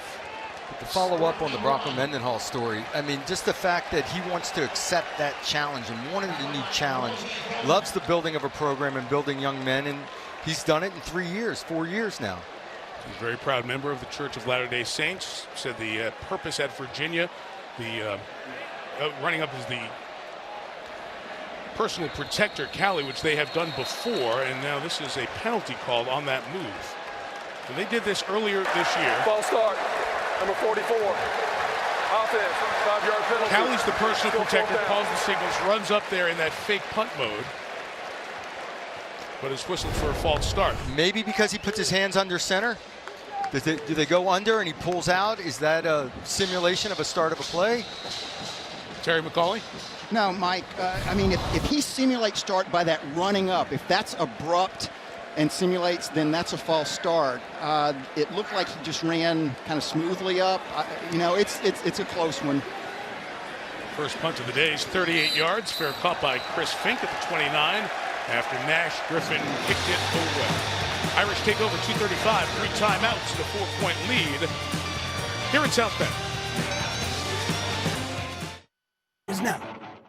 Really good one on Sunday Night Football in New Orleans. Dak Prescott and that Cowboy offense rolling against Alvin Kamara and the Saints in the Superdome. We'll get you started with Football Night in America, 7 Eastern Time. Rodney, Tony, Mike Florio, join Liam, Chris, yours truly. We'll wrap up Sunday number 4 of the NFL season. Get you ready for a good one with Al, Chris, and Michelle from the Dome on Sunday Night Football. Clock was reset during that stoppage to 2:30. Booked first down to Claypool is complete with that sore ankle. Claypool twist forward in front of Nick Grant for a gain of 6. Again, like early in the game, Nick Grant closing on a ball, but this is a great 2-minute situation. Plenty of time. You can still mix the run and pass, but a drive that could double up with getting the ball in the second half for Notre Dame. Get the full Belichick, score, and get the ball to start the second half and try to score. Book protected. Receiver Claypool goes down. Don't know if that had anything to do with a cut on that ankle injury, and he limps to the sideline after the pass is incomplete. If you weren't with us, first quarter, injured left ankle when he was tackled by Bryce Hall. Yeah, trying to come out of the top of the route. It's the left ankle that's bothering him. I mean, he could just not get out of the break, and very fortunate the ball ends up incomplete. Claypool over to get looked at on the sideline. Rob Hunt, the director of athletic training, will be over for a peek, I'm sure. Book with the late pressure coming from the corner, escapes, but is tackled by Aaron Famui, who plays the most snaps of those defensive linemen. And Virginia will take a timeout as they try to get the ball back. Virginia. 1:51 to go. It's 4th and 3 for the Irish. We'll be back in 30 seconds. Timeout. Please. Virginia tied for the national lead in sacks, coming in with 20. Able to get one there on the corner blitz that forced Book into pressure. So Bronco Mendenhall's team gets the Irish offense off the field. And Jay Bramlett will come in to punt. Jay Bramlett, freshman from Tuscaloosa, Alabama, who does a really good job of kicking a hard-to-catch ball. Billy Kemp is back to receive. There was a muffed kick in the game in Athens by Georgia. And Chris Fink of the Irish told us yesterday there's no discernible flight pattern when trying to catch the Bramlett kicks. It often can be hard to bring down if he hits it the right way. Kemp will fair catch this, have no problem doing it at the 23-yard line. And that's where Virginia will take over. Doug, let's take a peek at this no discernible flight pattern. It's a wobbler. That one had a little bit of a spiral to it, so it held its path a little better. But in general, when he hits it, that rotation slows down, that ball starts bobbing and weaving like a knuckleball. I was talking with Chris Collinsworth about this in Cleveland a couple of weeks ago. Punt returns have a tough time. Sometimes it feels like it hits a wall and comes straight down. And Chris Fink said that's exactly the way it feels when you try to catch Bramlett's kicks. His freshman has come in and done very well for the Irish. Let's see if Virginia now can get a score before halftime. Minute 45, a couple of timeouts to work with. And Bryce Perkins begins with Terrell Jana. He'll be stopped at the 28-yard line. Give him 4. Tariq Bracy had a good week last week against the Dogs with the tackle. Notre Dame comes out starting with just being aggressive and man-to-man coverage across the board and eyeing the quarterback. 2nd and 6, $1:24 to go. Perkins has a pocket, he has time, and he has his man, Dubois, breaking free. Inside the 35-yard line, beat Bracy for 40 yards. Assis Dubois. Started with pass protection, but they eat up the safety with an upfield route and throw the post over his head, one-on-one on the outside. Longest catch of the year for Dubois, and let's see what that whistle is. Officials timeout, repair the chains. The chains are tangled. Perfectly placed ball to the inside. Dubois reaches forward, has one-on-one coverage, but Bracy is expecting to have a safety to his inside. The key to this, it's what we call quarters coverage. There's 4 guys across, but the safety on his side of the field gets eaten up because there's an upfield route. So the safety has to take that upfield route. Now all of a sudden Bracy has no help to the inside. The ball is perfectly thrown. Dubois beats his man on a post route. Perkins has played well, 16 of 20, 209 yards. Welcome to those of you who watch that tight one with Clemson and Carolina, surprisingly all even in Chapel Hill at the break at 14, and Washington leading USC 14-7. The Trojans come in here in primetime in 2 weeks on NBC against the Irish. How about the job they're doing with quarterbacks rotating in and out with all the injuries they've had? USC to their 3rd quarter. Backup quarterbacks, backup chains. The chains got tangled, so the spare chains, not spare change, but spare chains are brought out. Do they have to take them into the tent to be evaluated? The chains, yes. Catherine will have a full update on the starting chains at half. Sounds like some rap band, starting chains. To the 33-yard line. 2 chains. Whole bunch of timeout. Look at you, Doug. Tragically hit. Here is Perkins. Pocket collapses, and he goes down. Khalid Kareem from the edge. The push inside from Heinisch, and they bring him down for a loss of 8. Timeout, Virginia. That's their 2nd timeout of the half. Just 30-second timeout. A great job of pushing the pocket by Kareem and by Heinisch to that side. You don't want to get deeper to a mobile quarterback. Push the pocket from inside. Don't go deeper than the quarterback and make him try to escape out the back. There's nowhere to go when he steps up. Virginia came in today as the co-national sack leader. The Irish have 3 thus far in the first half, had 4 in the first 3 games. Liam McHugh, Chris Sims going to have that State Farm halftime report for you. It'll include a look at the Notre Dame senior, the Virginian Jalen Elliott. A little bit of camera work by Jalen for a look at what his game week is like. And we'll have updates on those teams Notre Dame still has on the schedule, including USC. With a bounce back in Ann Arbor for Jim Harbaugh's Wolverines. Well, coming up, State Farm halftime with Liam and Chris on the field here in South Bend. 2nd and 18 out of field goal range. 1 timeout left. Perkins will complete it, and it's Joe Reed again. He'll duck out of bounds at the 30-yard line. A very easy access pickup of 11 to set up 3rd and 7. Just a soft zone on 2nd and long. Hit the underneath coverage with a guy like Reed. It turns into an 11-yard gain. Keeps you in decent down and distance with plenty of time on the clock, but only 1 timeout. Reed 8 balls today, 96 yards in this first half. It included a 43-yarder. On the opening drive score for the Cavaliers. 3rd and 8, field goal from here be 48 yards. Irish bring pressure. Perkins pass, incomplete. Flag throw. Terrell Jana was trying to come back to the ball. Troy Pride had a hook on his arm, and the drive will stay alive for the Cavaliers. Pass interference. Defense, number 5. 15-yard penalty. Automatic, 1st down. That was all-out blitz, man-to-man coverage across the board with no free safety help. So Pride's locking on, tries for a back shoulder throw to Jana. Got a fistful of jersey.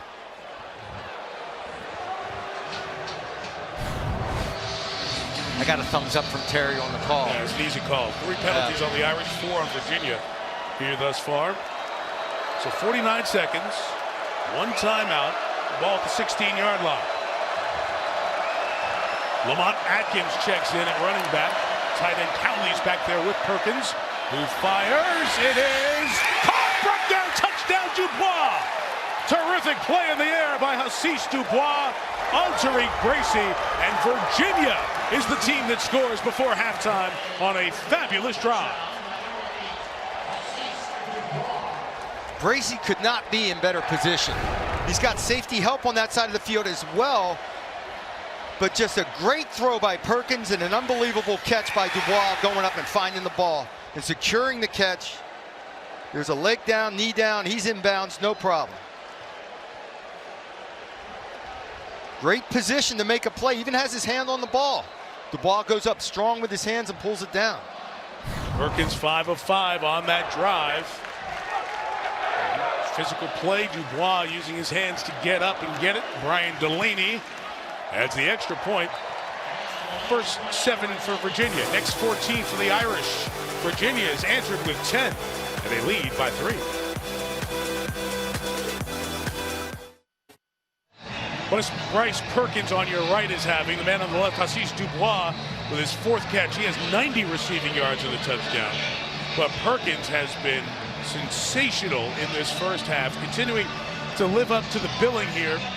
Coming in, again, Perkins was at Arizona State, had a neck injury, a very serious neck injury, questioned if he would continue to play football. Ended up going to Arizona Western Community College, had a very good year at that junior college, taking them deep in the playoffs. And then Virginia ends up signing him. It's one of those, they were checking on another guy, they came across Perkins and they started recruiting him, and he ends up as a Cavalier. And this young man from the Phoenix area has continued to put up good numbers the last 2 years. It's sensational today. Touchback Irish will take over at the 25 with 3 timeouts. Well, Perkins is definitely a dual threat. I thought he was just a running quarterback that could make some throws once in a while, but this has been impressive. Sometimes he's setting his feet and get rid of it on time with pressure in his face. He's making some unbelievable timing throws, and then with guys in his face falling away, falling out of it, putting it on the spot, like timing type throws, down the field throws, perfectly placed. He can make every throw. He's like an infielder. He can be off balance, he can be on the back foot, or if his feet are set, he delivers a strike. Here is Book, he is chasing, Trouble tries to get rid of it, ball doesn't get to the line of scrimmage. Is Chris Fink close enough for no intentional grounding? That'll be the question here with 39 seconds left. Noah Taylor brought the pressure, and it's grounding. Number 12, offense. Penalties, loss of down, this spot of the foul. Previous play qualifies for a 10-second runoff. So Notre Dame has the option, take a timeout and prohibit the 10-second runoff. First, Brian Kelly's trying to say Chris Fink was in the area, but I don't think that's going to get it picked off. And picked up, I should say. Well, now you let it run. Notre Dame has declined to take the timeout to avoid the 10-second runoff. Please put 19 seconds on the clock. 19 seconds. Those on my signal. Apologize. Those unique pressures that Virginia can bring. Able to get there to Noah Taylor's credit. He's the one who had wrapped up Ian Book as he tried to get rid of it. So this Notre Dame offense that seemed to get some rhythm has now been stunted. Game clock to 19 seconds. Stunted the last couple of drives. Well, now you're in preservation mode. You're getting the ball at the beginning of the second half. Just protect the football here and get to halftime. Here's a question if the 10-second runoff was already chopped off the clock at 29.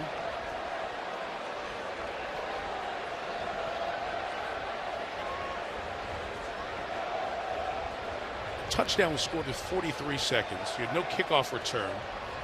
That first play should have taken 4 seconds to 39. I think the 10 may have already been taken off, and 29 is the correct time. Please reset the game clock to 19 seconds and start on my signal.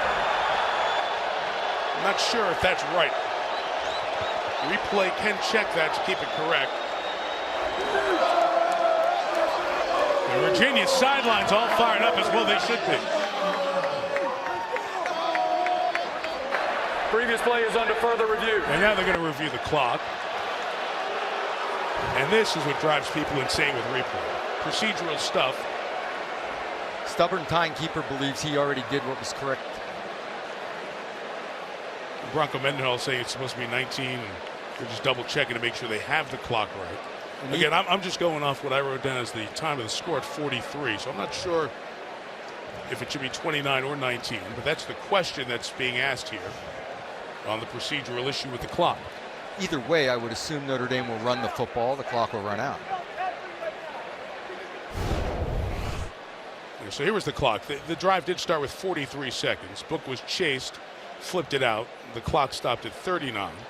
When they announced Brian Kelly didn't want the 10-second runoff, they moved it to 29. The clock stopped with 39 seconds. Therefore, 29 seconds is correct. The clock will start on my signal.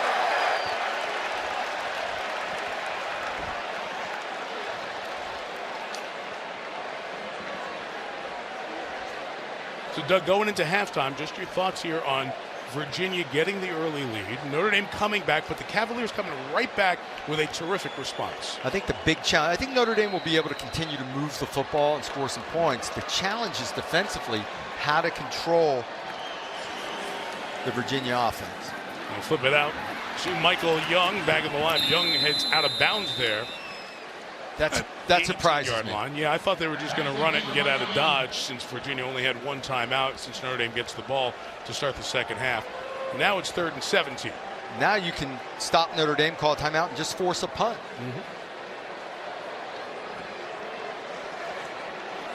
From the 18-yard line, they do now run it with Tony Jones Jr., who's seeking space. Now will reverse field, get brought down. During pursuit, Bronco Mendenhall runs out to take a timeout as a late flag comes in at the back end of the pile. Joey Blount made the hit. Mendenhall called timeout.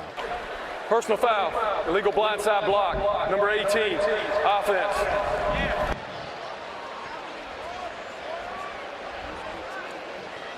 Personal foul, unnecessary roughness, illegal blindside block, 87, penalties decline.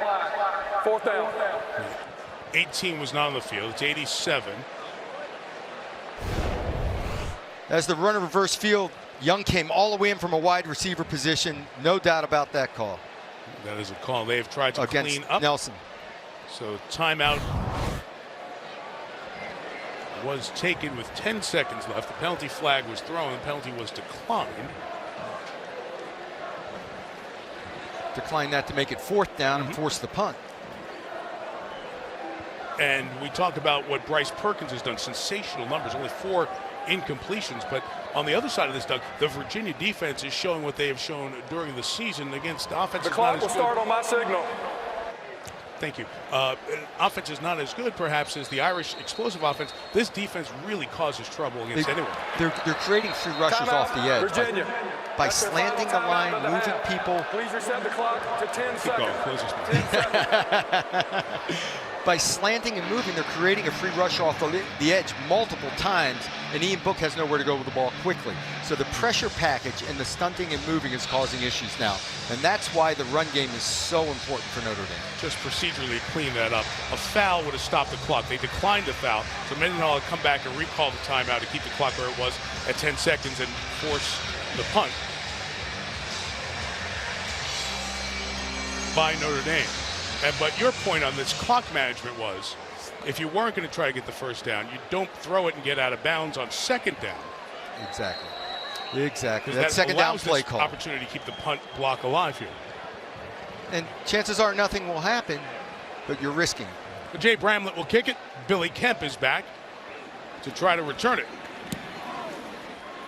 And Bramlett gets it away. Kemp will let it bounce. And the half will come to an end. Virginia has come to South Bend for the first time. They fell into a 14-7 hole, but scored the last 10 of the half to take a 17-14 lead. State Farm halftime report after these messages and a word from your local station.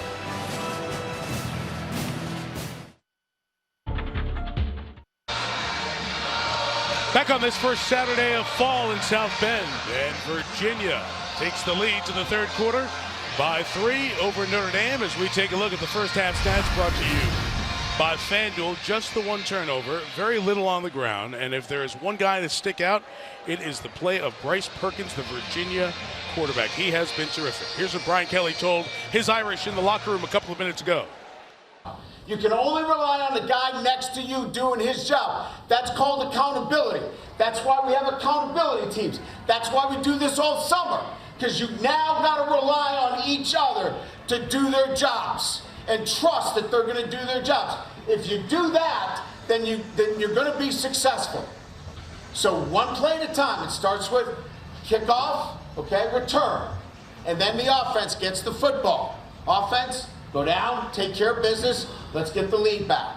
And then defensively, we know what we need to do.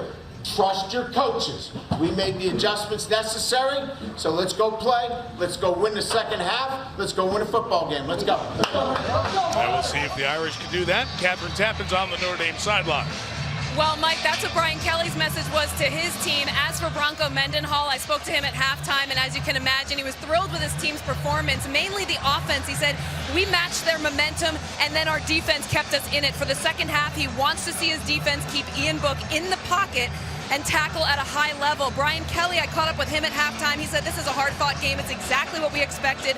Also, don't expect to see senior defensive end Dalen Hayes back in the lineup. He is out with a right shoulder injury. Mike? All right, Catherine, we'll watch Chase Claypool closely. His ankle injury came back after he was hurt, played a bit in that first half, but then seemed to re-injure it. Karen Williams back deep to receive Brian Delaney. Over his career, every other kickoff or thereabouts has been a touchback. He'll knock it into the wind here, and he'll pooch it, an outside kick and catch it with Bryce Hall down the sideline at the 44-yard line. So they come out and throw the wrinkle and come up with the extra possession. Shades of the Saints in the Super Bowl. DJ Brown gives ground on the kickoff and gives away the alley for Hall to just run and free catch. It's being aggressive and trying to win a game rather than being afraid to lose. And it's taking the initiative to try to, obviously they've game planned it, looked at it, seen an opportunity, but to have the guts to call it and then connect on it is pretty impressive. 14:59. That's something they practiced all week. The timing was perfect with Hall as the outside man on the right side of that kickoff return team. And the catch there at midfield.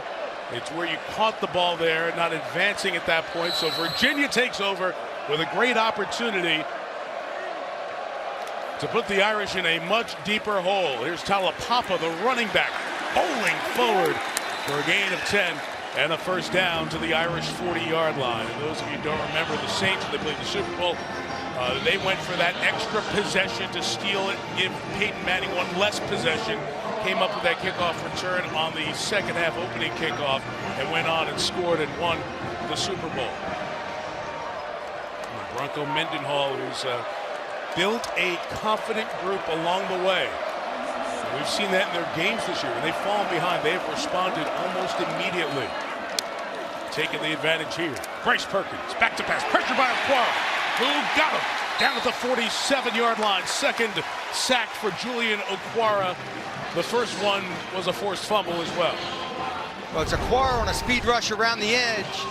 But what makes it happen is it's a true drop back pass with max protection. Perkins expects to be protected, letting routes develop down the field, so he holds the ball. And Aquaro gets there, his second sack of the day. They don't drop back often in traditional way because their tackles wouldn't be able to stay with Notre Dame's defensive ends. They have to use the advantage of the elusiveness of Perkins.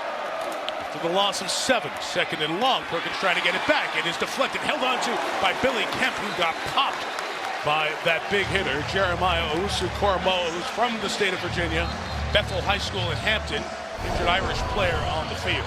Boy, great break on the ball by Crawford to get a hand in there. Kemp stayed after it, holds on the ball in traffic. I mean, you can't play it any better defensively, and still it's a positive game for Virginia. Yeah, Sean Crawford injured his arm there. Man who's lost a couple of seasons to injury already is on the field and injured. Sean Crawford, we're not going to show you the injury because his arm bent in a very awkward way. He walked off the field as being looked at by Rob Hunt and the rest of the athletic training staff in the tent.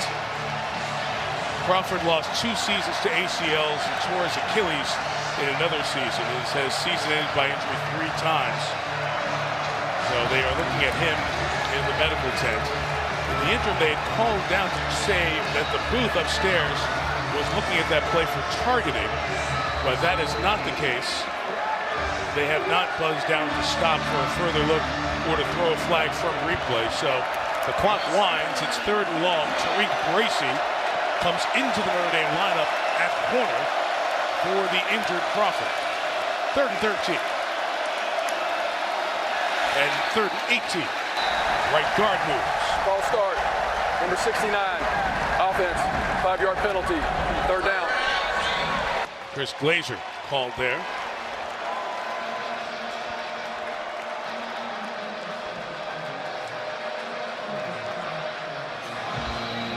Irish had KJ Wallace on the field there for a second. They just subbed back in for him. They brought Owusu-Koramoah in. Seems like one of the adjustments at halftime made by Notre Dame was to have less rover and more extra defensive players on. And Wallace has only played 2 snaps this season against New Mexico, but he's not on the field for this one. 3rd and 18. Perkins rolls it and is caught out of bounds at the 40. So from there, the field will be 57. They're not going to do that into the wind. It'll set up 4th down and 10. And we'll see if they punt the ball away here. So even though Bronco Mendenhall was able to steal the extra possession with the pooch kick and the surprise, they're not able to get points out of it for the moment. Nash Griffin is on to kick it away.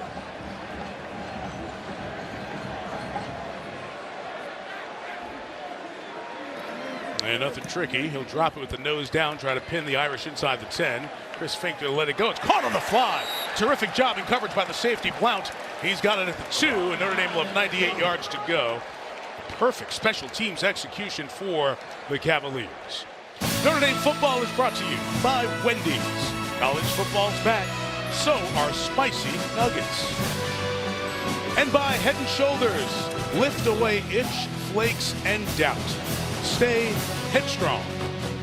When they do the tours of Notre Dame Stadium, now in its 90th season, everybody wants to get their picture taken with the famous sign. Down the steps, the turn from the tunnel towards the Notre Dame locker room. Backed up, 98 to go. Tony Jones Jr. not going to find much of it. Just a huge drive for Notre Dame to have to, even if they're not scoring in this drive, to get it out of their own end, create field position. Expected to have the ball in the beginning of the half. Virginia has created the momentum with the onside kick and now downing the ball inside the 5. Chase Claypool is on the field for the Irish. Cole Kmet has 3 receptions. After his 9-reception game in Athens last week, there's Claypool. Injured ankle, has 4 catches. Right now, Notre Dame a little bit of confusion in terms of how to line up the wide receivers. Chips Long does like to take shots backed up on his own end. It's his 2nd and 9, and it's a tight throw. Claypool able to get out of that space. It would have been a loss of yardage. He gets it across the 5 to the 6-yard line before Joey Blount tackles him. I think people do realize that they go upfield. So he says, hey, I'm going to throw a little hitch screen out here, and we're going to just get 5 yards. Well, Grant blows the play up at the goal line. Claypool stays after it. Again, you'll watch Virginia games and you'll hear the conversation about Bryce Hall, and the broadcasters over the last couple of games will echo that. As you watch more of the game, more of them on film, you come away impressed with the corner on the other side, Grant, as well. 3rd and 6. Here is Book out of the pocket, looking to take off quickly and going nowhere. Richard Burney, one of the defensive linemen, in there as it's a no-gain rush for the Irish and a very quick 3-and-out. I think there was a little bit of panic mode there by Ian Book. Didn't see something right away. Knows he's in his own end zone. Decides to cut his losses and move up. But he was a little more patient. He might have had a couple opportunities. That's probably what Brian Kelly's talking to him about there. And he got quick at times earlier in the season. So 3 consecutive quick possessions with nothing to show for the Irish. Bramlett kicking out of his own end zone. Kick it towards the 47-yard line. Kemp gets away from one man. Heads upfield. He's finally tackled. Bo Bauer's been everywhere on special teams this year. Stops him. But Virginia's got the ball at the 38. They've got momentum in a quiet Notre Dame stadium. It's Sunday Night Football tomorrow. Be sure to get your picks in for Sunday Night 7. The new free-to-play game on the NBC Sports Predictor app featuring $2 million in guaranteed cash prizes this season. Sunday Night 7, make your selections. Watch us on Football Night in America. And then Al, Chris, and Michelle, Primetime's #1 show. 8 straight years. Sunday Night Football, a great one. Cowboys and the Saints in New Orleans. Tomorrow night on NBC. Virginia takes over in golden field position from the 38. Bryce Perkins loading up. Going downfield, that pass is incomplete. Terrell Jana ran into Jalen Elliott. They're missing Sean Crawford in the Irish secondary. Here's Catherine. Yeah, Mike, and they're not going to get him back. He's out with a left arm injury. He's still being worked on in the medical tent by the medical staff for Notre Dame, and this is a huge disappointment, as you guys mentioned. 3 season-ending surgeries for the 5th-year senior. He is so well loved by this team. They all immediately went down on one knee when he got hurt out there. He talked to me before the New Mexico game. He told me he missed all those injuries. He never even considered walking away from football. This is a huge disappointment for the team and also for Sean Crawford, Mike. And just as you started that report, Catherine, he came out of that tent and was spending a moment there. A couple of the different athletic training staff patting Sean Crawford on the back, walking over to him during that incomplete pass that Perkins threw. 3rd down coming up. They're coming into this game. Clark Lee was really concerned about the quarterback runs and doing some twisting and moving and blitzing and things to contain him, which leaves your DBs vulnerable. This drive, he has gone back to standard 4-3 football and just playing standard defense so guys play fast. 3rd and 10 from the Irish 38. They rush 5. Keep Perkins hemmed in. He lost the football. It is caught by Marvin Tagovailoa Amosa, who is running for the end zone and gets to the 7-yard line. Jameer Jones brought the pressure, and Tua's cousin got the ball in his hands and made a play.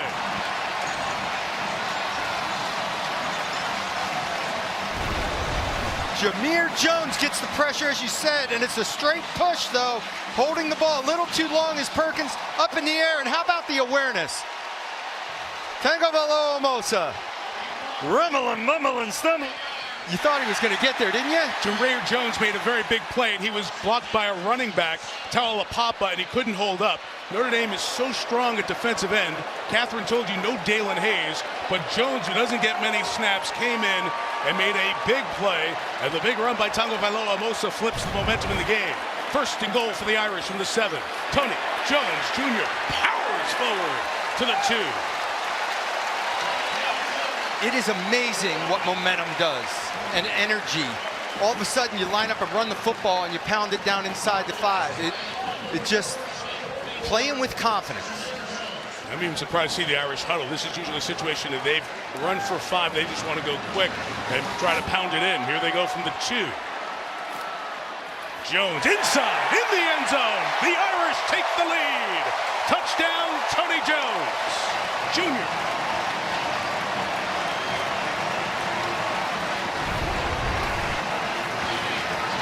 straight power football on the goal line and getting it in, but it's Jameer Jones that caused the turnover, and it's talking about accountability at halftime. Everybody just do your job. You get an opportunity, you just do your job. Push the pocket, create the fumble. Tagovailoa recovers it and takes it the other way, and then the offense takes over. But it's a momentum builder. You never know who is going to make the crucial play. It's a great point, and that's what Brian Kelly, as you said, was emphasizing in that halftime speech. Second touchdown of the season for Jones, 8th of his career. And there's motion again up front.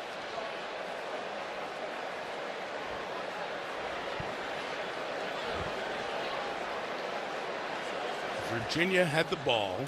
False start. Offense, number 74. 5-yard penalty. Still on the trot. It's Liam Eichenberg who had the multiple infractions in Athens. Virginia had the ball at their own 50 after the Pooch kickoff to start the half. They had the ball at their own 38 after the 3 and out. And those are places you have to get points. You cannot have 2 possessions midfield and in and get nothing. And really it becomes -6 or 7 with Kelly's team getting the turnover and the touchdown. And the Notre Dame defense went back to a base defense and just said, we're going to play it straight. If the quarterback takes off on us, we'll react.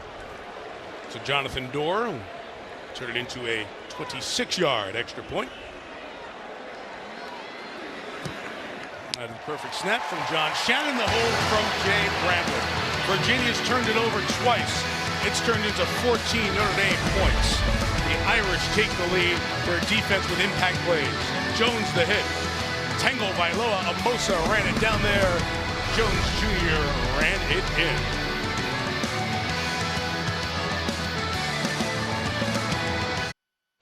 Fired up from Q, let's go. It's hockey season. Puck drops on a new season. The champs from 2 years ago meet last year's champs, Washington and St. Louis, and then the Sharks and the Golden Knights in their terrific rivalry out west. Begin the season on NBCSN. You'll see all the big games, including the Stanley Cup Final on NBC, NBCSN. Catherine Tappan will be in the studio for you opening night. This stadium rocked when the Winter Classic was here on New Year's Day, starting 2019 in Notre Dame Stadium with a bang. No return here. A bang just a moment ago from Myron Tagovailoa Amosa, who took the Jameer Jones forced fumble and rumbled down the field. Myron Tagovailoa Amosa, that middle name there, Tagovailoa, is so common in this sport because of his cousin, Tua. Both Hawaii and there you see Tua's younger brothers also at Alabama. Big family. They're together all the time. Their family and football means so much in Hawaii. Tua has thrown 4 touchdowns in Alabama's game against Ole Miss. But I was talking to Mike Elston, the defensive line coach for the Irish, on the field before the game, and we talked about Myron and how he has really emerged, and we saw it last week against Georgia. That middle defense was a question on the line this year, and he's been a big reason it's been pretty good so far. He said last week they really grew up at that position, and that Myron really inserted himself, became a factor. I'll tell you what, this play by Jameer Jones could wind up being a turning point of the season. If the Irish go on to win this game and do what they think they can do the rest of the year, they're going to look at that play as something that changed momentum in this game and put them in a position to win it. Jerry Tillery and Jonathan Bonner, 2 very good players. Tillery drafted, Bonner not getting the acclaim nearly as much from last year's defense, but Mike Elston had a big shoes to fill, big pair of shoes in the middle. And this play by Heinisch and Tagovailoa Amosa has been very key. And Jacob Lacey, the freshman, in there now, along with Jason Ademilola. And Virginia's offense finds it again. Not there. Spun and turned around by the aforementioned Jason Ademilola. No gain. It's a momentum thing, and I think they're playing faster. I think the Notre Dame defense is playing much faster because they are just lining up and playing man-on-man and beating guys one-on-one rather than trying to scheme them and worry about the quarterback taking off and leaving DBs on an island. Now they're just lining up, seeing the football with their eyes and reacting. What can Virginia get back to? They have not run good plays in the second half. And that's a straight 4-3 defense right there. Taulapapa in motion. Bryce Perkins, collapsing pocket. The 6th sack for the Irish today.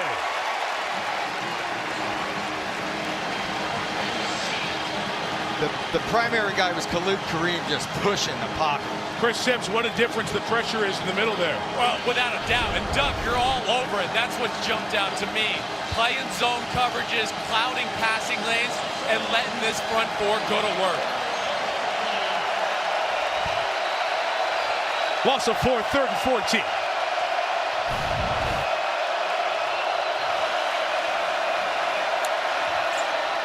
Perkins just going to design to run it. Not going to get very far. Get back to the 25. That's it. So no yards gained on those 3 plays. 3 really poor drives for the Who's with momentum in the second half. Sometimes you can overthink things. You start the scheme during the week. You got a little extra time. You put these ideas together, and it's great. But now the guy's got to go out and execute it. Instead, now you go back to leaning on the things you've done since day 1 of training camp so guys can play fast. Just ran into the block. Nash Griffin getting it away. Chris Fink caught another and he muffed it. 3 on the ground. I think the Cavaliers fell on it, and they have it. Virginia ball. Fink running up on it. He had been so good catching punts during his Notre Dame career, but lost it. And even though the Irish are fighting at the bottom of the pile for it, it was already pointed by the officials that it was Virginia ball. The ruling on the field, kick was muffed by the receivers, recovered by the kicking team. First down, Virginia. Joey Blount.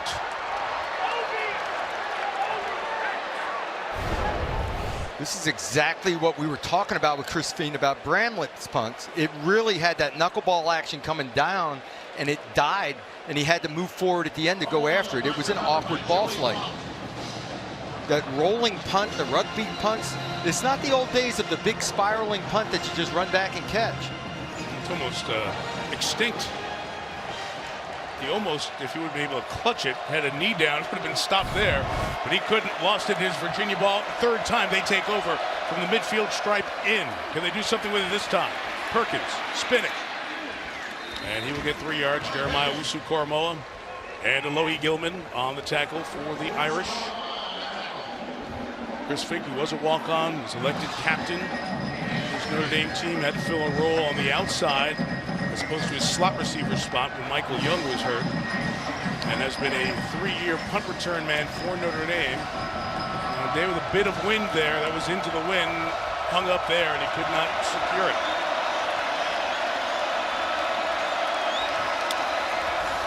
Second and 7, Taulapapa is stopped. Good pursuit and penetration, I should say, by Heinisch to allow Adi Ogundeji to make the stop and force 3rd down. No doubt it was 41 Heinisch that made this play in the middle. He kind of slips through, penetrates, blows the play up in the backfield. Right now, Notre Dame's playing fast up front, and they're beating one-on-one matchups. They're winning the one-on-one matchups.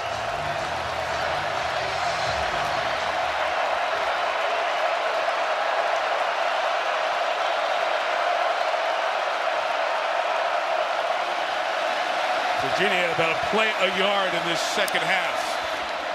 3rd and 9. Pressured, in trouble. Perkins fires. Caught.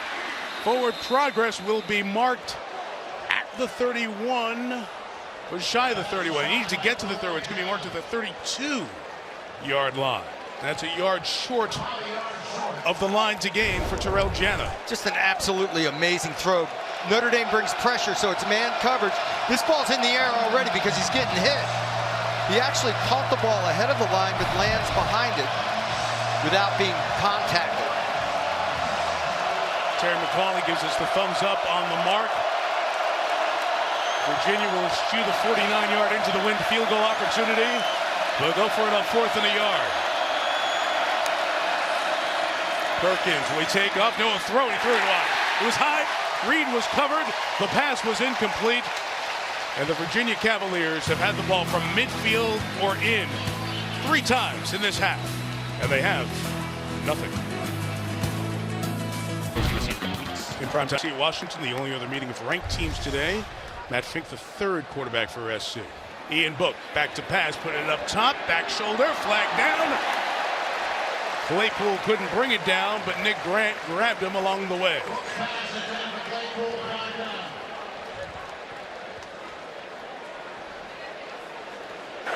Holding. Defense. Number 1. 10-yard penalty. Automatic. First down. This is what I thought Notre Dame might do a little earlier. They went max protect, blocked everything up, did a double move on the outside, and put the ball up. Claypool tried, put it up, 50-50 ball with your corner. Claypool was going to make a play on the ball, but he gets his arm grabbed and gets the penalty.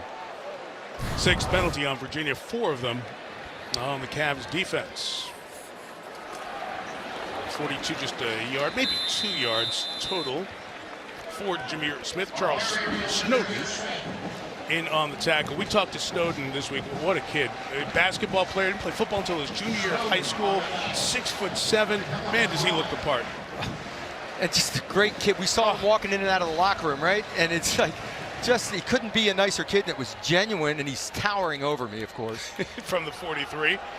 Here's Smith running inside to the 47. I was right there with you, Doug. Yeah, 6'7", gone from the basketball to not just a football career, but also a great impact life as well. There is the I got him. difference. You got it. I got him. You're not going to post him up.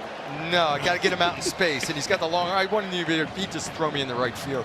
The teammates call him Mr. President. They say he's one of those kind of guys where he could be a future president. He is part of a social justice campaign on campus, in addition to his National Defensive Player of the Week award last week, a great community citizen as well. 3rd down, Book fires it short of the sticks, and Fink catches, but a yard short of the first down. So Nick Grant, with a penalty earlier in this drive, stops it. Let's see what Brian Kelly does here. It's 4th and 1 at your own 49, up 4 with 3:40 to go, and they will punt it away. Boy, he had man-to-man coverage all over the field. It's blitz with a maximum protection, so you blocked it up. Would have liked to see him take a shot at Claypool in a corner out there. He knew the down and distance. Ian Book thought he would get the first down with the short ball. Comes up a yard short. It's funny, in the old days, you wouldn't think twice about 4th and 1, but because of all the analytics, so many people go for it on 4th down and short now. But also flow of the game. This will flip the field if Notre Dame successfully punts.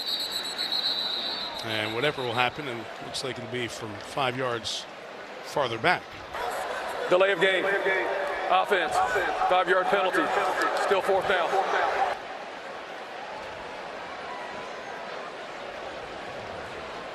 They were worried after the spring game about the punter. And Bramlett was a little shaky. He was a high school quarterback from Tuscaloosa, Alabama, came in here to punt. But boy, did he do a lot of good work in the summer with Brian Pullian, the special teams coordinator, and with this special teams unit in summer camp. He's been a big factor in a positive way for the Irish thus far this year. A fair caught at the 20-yard line, not his best. 34 there as Billy Kemp with the catch. Above the Rest is brought to you by Jersey Mike's Subs. Let's look at that Irish defense stuff. I'll tell you what, it's turned on. Julian Okwara has had a slow start to the season, but he's starting to assert himself and get after it. You're getting the push from the front, especially in the second half as they simplified the defense and turned these guys loose.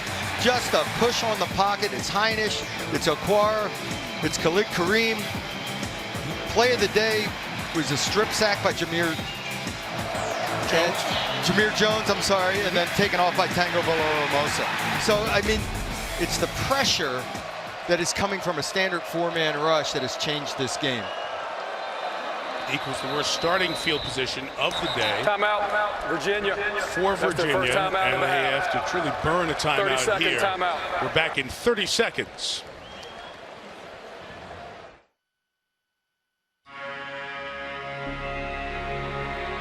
We are each defined by the choices we make between risk and certainty, tradition and innovation, between what has been and what could be.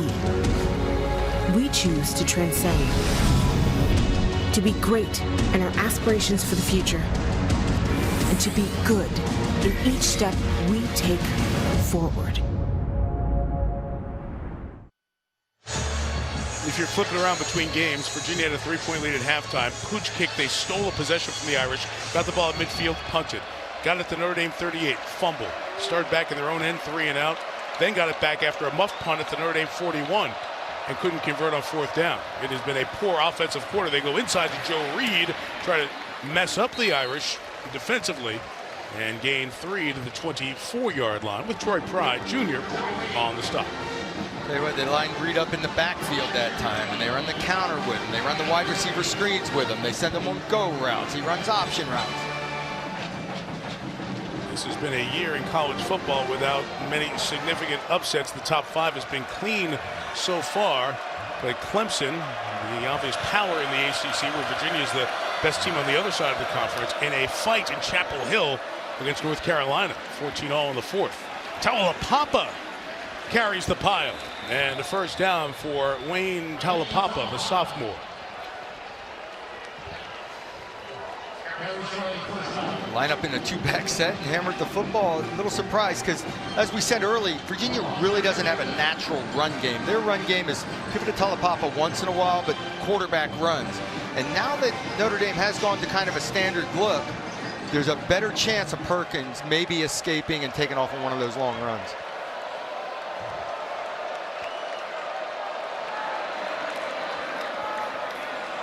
It's pressured, got him again. Okwara knocked it out. It is picked up and scooped by Adi Ogundeji. Touchdown.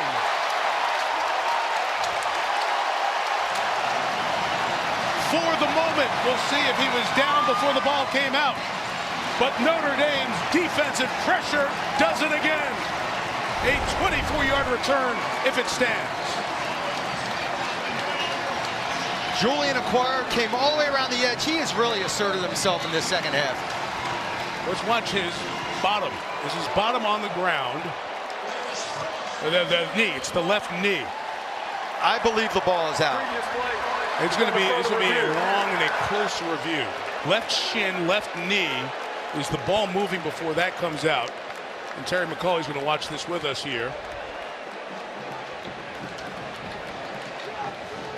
Mike, it has to be indisputable video evidence that he's down in complete control of the football. I don't see it here. Yeah. I think it does look like it's just starting to move. As he's hitting or just before, I can't see this getting reversed.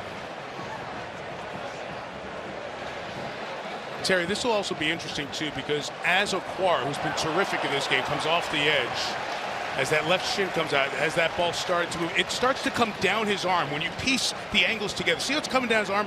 When is it deemed loose and out of his control? And is there a definitive shot that shows that it's loose and out of his control with the shin down? This may be the best look at it.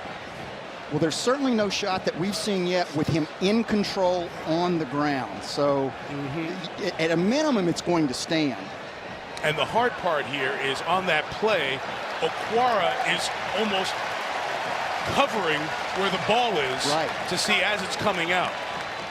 And by that point, the ball had started to move and came down. That's when the shin completely comes down. So if you use that as evidence, let's be one other look. Great looks at it here, guys. Kind of start to piece evidence together. After further review, the ruling on the field is confirmed. Fumble, touchdown, Notre Dame. And so the Irish score. Their defense has flipped this game with their sack and turnover game. That is 3 turnovers for Notre Dame.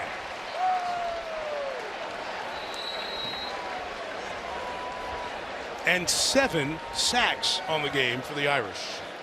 It's Virginia that has had a 6 and a 7 sack game this year. A knuckler by Dorr is not through, and that group has got it done. The front line for Notre Dame, Clark Lee's defense making a flip, and it's been 11 years since the Irish have been this kind of a sack party, and we still have 16:41 of football to play. Having the confidence in your guys to make a change at halftime. There's Okwara. He's had a night. The entire defensive line has changed this game. I mean, the speed at defensive end, we've known about that. The inside rush and pressures, but basically 2 touchdowns credited to the defense that has changed this game. You mentioned Julian Okwara. We had told you in 3 games, the big sack man for Notre Dame last year had only 3 tackles. We're talking about syncing up the look, stitching replays together. Here is a look timed properly and exactly at the contact when the ball comes out. It is moving as his leg comes down. And again, without clear and definitive, as Terry said, you're going to stick with the call on the field there. I was kind of surprised they said confirmed and not stands, but the result does not change. The lead is 11. Man, Doug, football's great. You love talking about this all the time. Momentum, momentum, momentum. And you were dialed in that the momentum had flipped. Virginia came out and stole the momentum with that kickoff to start the third quarter. And on the field, Notre Dame has wrestled that momentum back. Absolutely. Notre Dame was on their heels. They even got pinned deep. But the fumble, the strip sack fumble return, all of a sudden the energy level goes through the roof. It was an easy 2 runs and the ball was in the end zone, which we hadn't seen earlier in the game. Everything was a struggle running the football. All of a sudden the run, 6 to 8 yards at a crack. So it's just a confidence and a belief that something good is going to happen. And Julian Okwara, a 3-sack performance here today. Back to the air, Perkins in trouble. He goes down for the 8th time. That's Khalid Kareem. And one thing you looked at, Chris Sims looked at, these tackles can't hold up for Virginia against the Irish, and that is what's killing Virginia right now. Absolutely. The quality of defensive end speed is beating these tackles both sides. And what's going on is it's basic coverage now, so he's holding the ball longer. It's taking guys longer to get open, so he's holding the ball longer than he was earlier in the game versus man coverage, allowing the defensive line to get there. And they've popped Ryan Nelson, a sophomore who was playing left guard earlier, out to right tackle, 54, so they've moved up front. We don't have any answers. Pass is complete. Hassis Dubois with the catch. That's first down, or that's to the 26. It'll be 3rd and 9. Here's Catherine Tappan. Well, Mike, this defense is suffocating right now and quite electric on the sidelines as well. The coaches and the players are going down to the D-line huddle to congratulate Ogundeji on that touchdown. Jalen Elliott, a very serious tone, came over and said, hey, we are a 4-quarter team. Let's go. So as excited as they are highly focused here, Mike. And this crowd has responded in kind.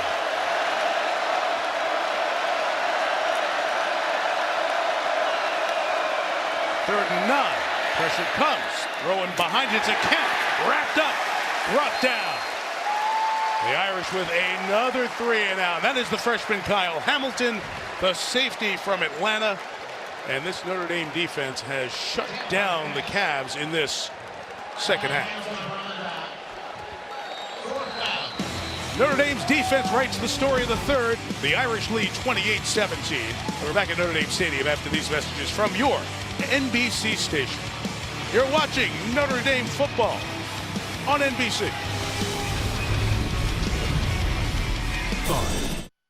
Here in South Bend for the 270th consecutive time. There are tickets available for the Navy and the Boston College games, so you can secure your seats today. UNB.com/buy tickets. If it's on your bucket list, you want to come to a game in South Bend, you never have. There are a couple opportunities, especially that Navy game. Man, that's great. I teared up 2 years ago, the end of that Navy game. It was just so awesome to see the great midshipman from Annapolis. Off to a good start this season, too.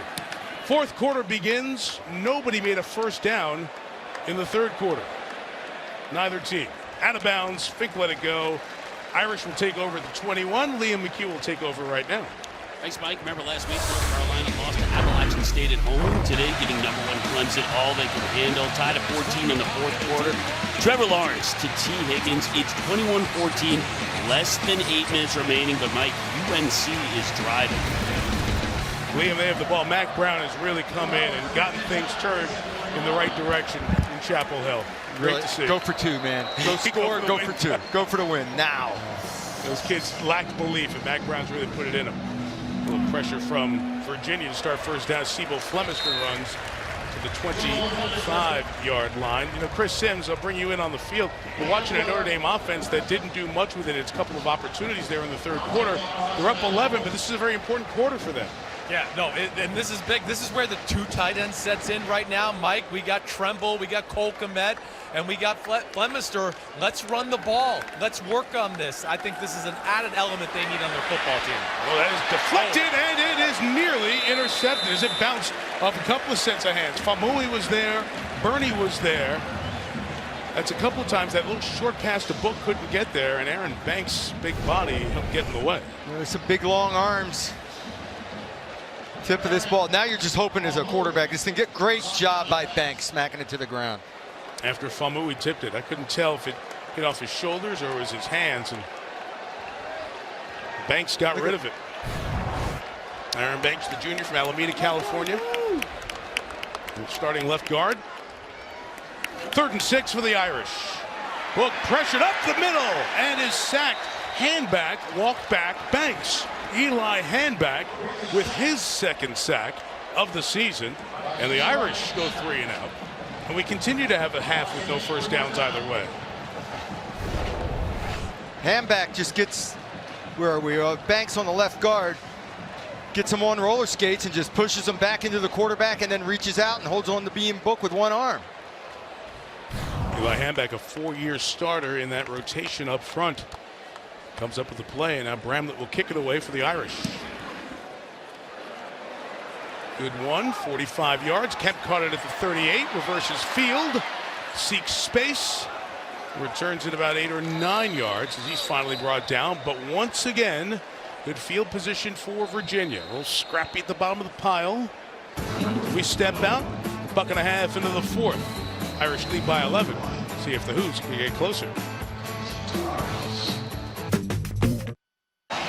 Notre Dame football is brought to you by State Farm. Talk to an agent today at 1-800-STATE-FARM. And by Jersey Mike's Subs. Be a sub above. 18-12 overture. 4th quarter between the 3rd and 4th quarter. Tradition here at Notre Dame.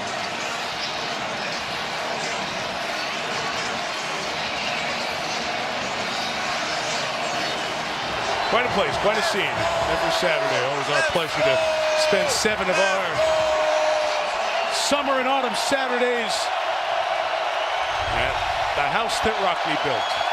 Started playing ball here 90 years ago. What can Virginia do in good field position? They've done nothing this entire half. I mean, nothing. No first down. From the 47, Perkins with time, taking a shot downfield for his man, Joe Reed. Incomplete.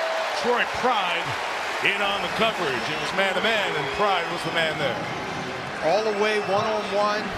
Best defensive back on the field for Notre Dame against the best receiver for Virginia. And Reed, great coverage, but he makes an effort to go up on high point this ball. Pride does get a hand, a little push off, back and forth, nothing major.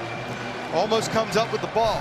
You could see right away that he was out there isolated one-on-one, and the rotation of the coverage went away. You knew the ball was going to Reed. Well, with us, opposite corner, Sean Crawford was hurt.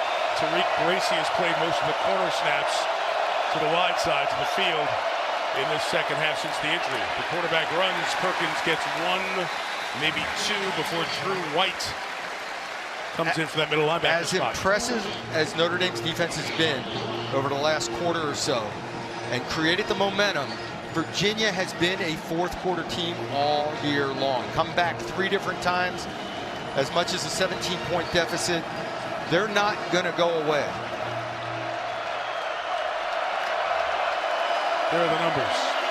It's the Panthers, the Seminoles, and the Monarchs in Charlottesville a week ago tonight. 3rd and 9. Irish have a half dozen DBs on the field. Perkins, look out from behind, hit as he throws, it's intercepted. Alohi Gilman, one of the 3 safeties on the field, comes up with the turnover, the 4th for Notre Dame here today. Jameer Jones again is the guy with the pressure coming around the outside. Loops around, comes in the backside. The ball's thrown in what is a very tight coverage, which we refer to as 2 deep man under. It's man-to-man coverage, but you have deep help. So Gilman stays underneath the receiver and does an amazing job of getting his head around and finding the football. 4 turnovers, 8 sacks. Irish defense today. Timeout. On Sunday Night Football. Coach at Premier League tomorrow morning on NBCSN, and then Monday, 2 of English football's biggest clubs.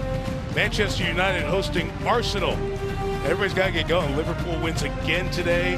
They're undefeated, 7-0-0. City won right before us on NBC, so no room for error for those 2 proud sides. You'll see it Monday in the afternoon on NBCSN. Irish take over at the 29, up 11 after the Gilman interception. It's a run for Tony Jones Jr. from the 33-yard line. Notre Dame, first of 3 consecutive home games. Bowling Green, which is having a poor season, to say the least, in here next Sunday. USC in primetime the week after that. And the Irish have an off week before Michigan. But this was a bounce-back game after Georgia. Brian Kelly's defense has gotten it done. Now the offense needs to sustain some clock and keep the ball. There is Jones on the edge. Tony Jones into Virginia territory. And a first down at the 40-yard line. It's one of the bigger runs of the day and of the season for Jones. 25 on the carry. Notre Dame's gone to a 2 tight end package, and you basically go check with me and run away from the extra defender. You run a balanced front, let them line up, declare strength, run the ball the other way. They run to the left, 1 man short. Back on it at the 40. And play action. Book spins out of there. We'll keep it, and we'll get out of bounds, gaining about a yard to the 39-yard line. Noah Taylor showed up the sideline. The Bowling Green game's next Saturday. I think I said next Sunday. If I'm here next Sunday, NFL people, I don't know. I'll be here by myself. Lance Taylor's the new running backs coach at Notre Dame. Autry Denson, all-time leading rusher in Irish history, was here, and Catherine Tappan. It's a new face in the running back room in terms of a coach. It is, and the players love him. I've spoken to a number of them just speaking high praise about his work ethic and his attention to detail. But he told me the #1 reason that he came to Notre Dame from Stanford is because the Irish are still hungry to win. He said this is a team that went to the college football playoff semifinal and isn't satisfied, Mike. 2nd and 7, Book to throw again here, tapped, sideline, and it's Claypool on that ginger left ankle. You can see he didn't want to come down very hard on it. He caught it. It's at the 30. That's a chain mover and a first down. But to continue Catherine's point, as Autry Denson went to Charleston Southern to be a head coach, Catherine, you try to find a guy who's going to be a fit in that room, and it's a guy with terrific experience, which we'll detail in a second, who has come in here to this Notre Dame coaching staff. Coaching Tony Jones Jr., who is housebound. Touchdown Notre Dame. And the running backs lead the way. Again, Notre Dame has gone to a 2 tight end package, which the run game is really starting to light up. There's Komet, 84, seals it. Kick out by Tremble, the other tight end, 24. Here's Komet coming down, seals it with a kick out by his buddy, his other tight end, Tommy Tremble. Liam Eichenberg was out there leading the way for the 30-yard score, the 3rd for Tony Jones Jr. And those running backs who were asked to step up their play have done so here today. And credit to Lance Taylor's group, as a tight game has gotten comfortable for the Irish, who lead by 18. Tony Jones Jr. made a couple of big ceiling runs last year, including the game that closed the key undefeated regular season at Southern California. Gets one here from 30 yards out, his 3rd of the game, and his coach Lance Taylor seeing those running backs have run up the lead for Notre Dame to 18. About 4 hours from those great words. Live from New York, it's Saturday night, it's back. Woody Harrelson's the host. Billie Eilish is the musical guest. Season premiere. It's live coast to coast, so if you're on the West Coast, 8:30 Pacific time. UVA class of 92. Bachelor's in drama, Tina Fey. Masters in comedy and laughs, Tina Fey. She's the best. Cast is ready to roll. All new SNL from New York tonight here on NBC. So you go to school to be funny? Obviously, that's what we were missing. Touchback, Virginia will take over at the 25. Let's talk about Julian Okwara and the terrific day that he has had, the captain of the Irish. Unbelievable. He had a slow start to the season, only 3 tackles. Here he slow plays it and then gets after the quarterback. He's possessed today. He's just getting after it. Great awareness to strip the ball. His speed, his quickness around the corner, Chris. Got a great first step, got great hands, and Clark Lee deserves a lot of credit. Going to more zone defenses in the second half. Now the quarterback doesn't have, there's pressure, there's a man-to-man matchup, I can throw it. He's been patting the ball in extra time, and now the rush is getting there, guys. 3 tackles in his first 3 games, 3 sacks and 2 FFs here today. 18-point hole. Perkins' pass is complete to the sidelines. Chapman, gain of 9. Tariq Bracy on the coverage. You know who's enjoying watching Julian Okwara. Guy's about a 2-hour, 45-minute, maybe 3-hour drive from here right now. His brother Romeo plays for the Detroit Lions. Lions will play the Chiefs in a big game tomorrow up at Ford Field in Detroit. But Irish legacy continues. The Okwaras and Julian sensational here in helping flip the game. Virginia, possession 7 of the second half. Looking for first down, number 1. Don't have it yet. That pass was incomplete. Chapman again, the intended receiver. He slips and falls, but the field turf is incredibly dry considering what happened here yesterday. From about 2 o'clock until about 3 a.m. in the morning, we had over 3.5 inches of rain. It was torrential. If that would have happened today, we would not have played the game because it was the all-time lightning storm that came through. But this is what it looked like here at the stadium as well, over by sections 29 and 30. Most of the high school games in the area had to be moved to today. But very thankful that the weather was yesterday and not today. 3rd and 1, and they finally have a first down in this second half after 6 possessions without, as it's run out to the 40. I just picture what this field would have looked like had it been the old grass field. Yeah. The old grass field was a little soft and muddy as is. Right, that's true. It's slow turf. This is today's game played on the artificial turf and fast. This year 6 of the field turf here at Notre Dame Stadium. 9:29, 18-point game. Virginia in desperate need of some points. Off the edge of Quara again. That time he doesn't get there. And the pass is caught by Alcice Dubois. He's had a good afternoon for the Cavaliers. Again, Okwara getting after it around the edge, and this is just pure speed, beating his man around the edge. Watch Perkins drift to his left, though, to get away from it. Just a couple of steps bought him enough time to get this throw off. And I'm telling you, these receivers go up and catch the ball in their hands.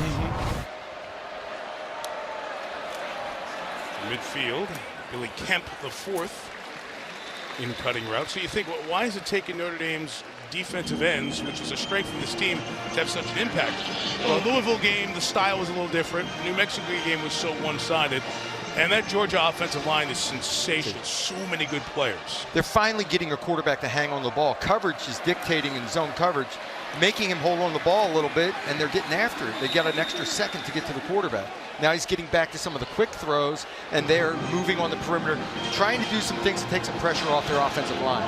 Catch 7 of the game for Dubois is 117 yards. And he's one shy of 100 in his Virginia career.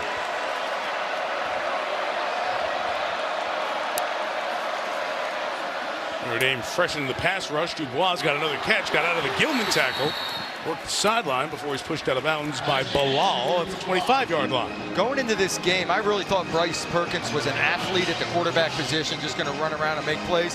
He's recognizing a corner blitz there, getting rid of the ball hot and hitting his receiver. He's made some throws tonight that have been very impressive.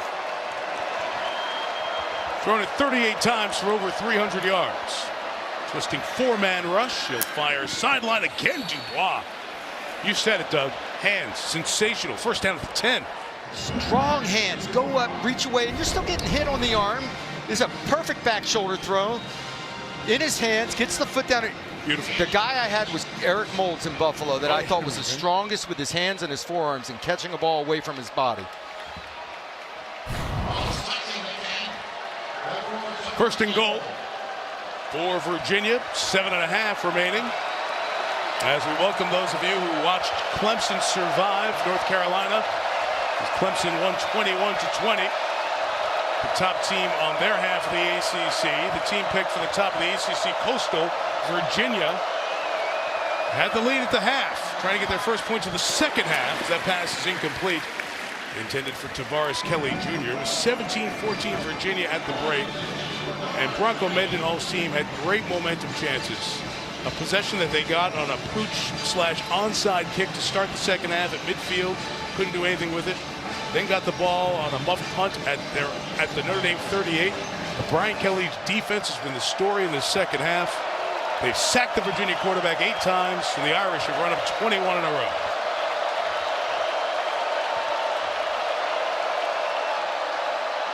Second and goal. End zone shot. Reed couldn't get there. Great release by Reed. He's one-on-one in the slot with Dante Vaughn. Slips Vaughn and goes to the corner. If Perkins just held the ball a fraction of a second and made sure that, he's trying to anticipate the throw because he's gotten so much pressure tonight. Just out of the reach.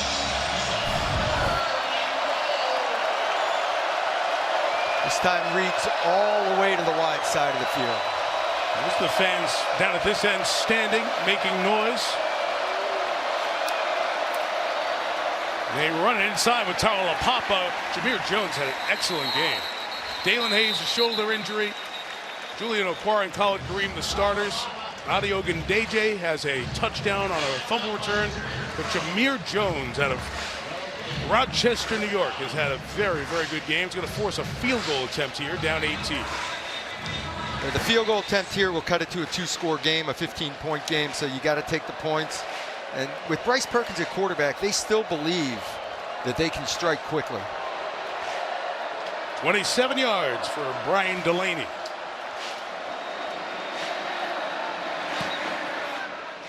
And he knocks it through. Cavaliers' first points of this second half. 35-20. Irish up 15.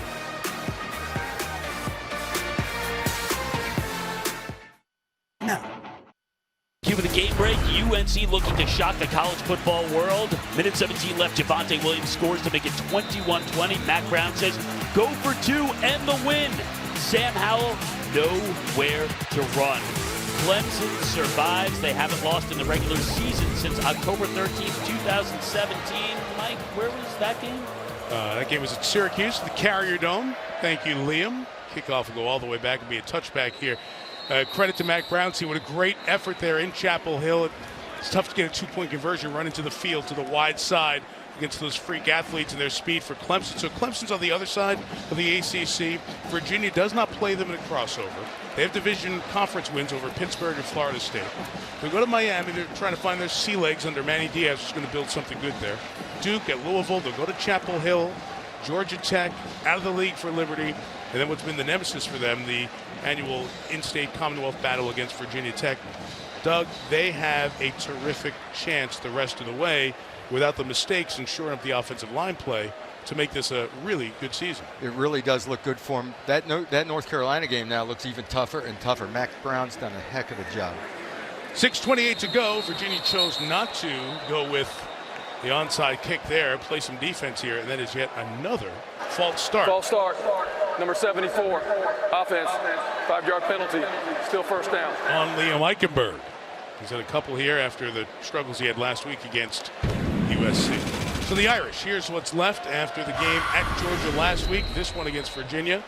We mentioned 6 of the next 8 at home, the trip to Ann Arbor after the bye week, and then the game at Duke, and then closing out on the farm against Stanford. It's been a tough season for David Shaw's team. They are banged up with injury. And that's a play Notre Dame loves to see. A run for 16 after 1st and 15 as Tony Jones Jr. gets over 100 yards. The entire left side of the Irish offensive line just drove the line of scrimmage. Watch the line of scrimmage just move. The entire, look at that line move. That's 5 yards upfield before contact.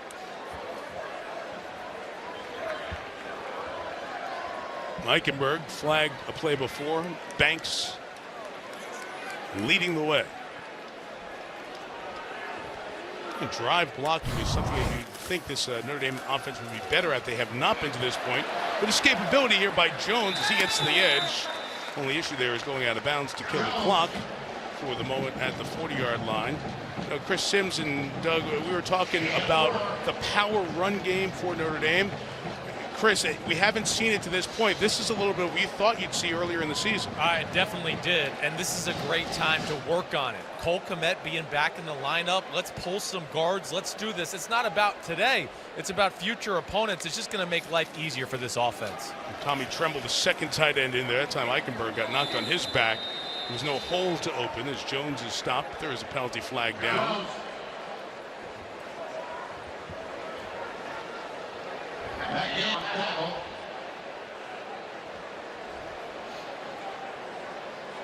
when you see that wall of offensive linemen pushing like that, that's a zone play. That's a shoulder-to-shoulder, pushing the line of scrimmage, taking your man.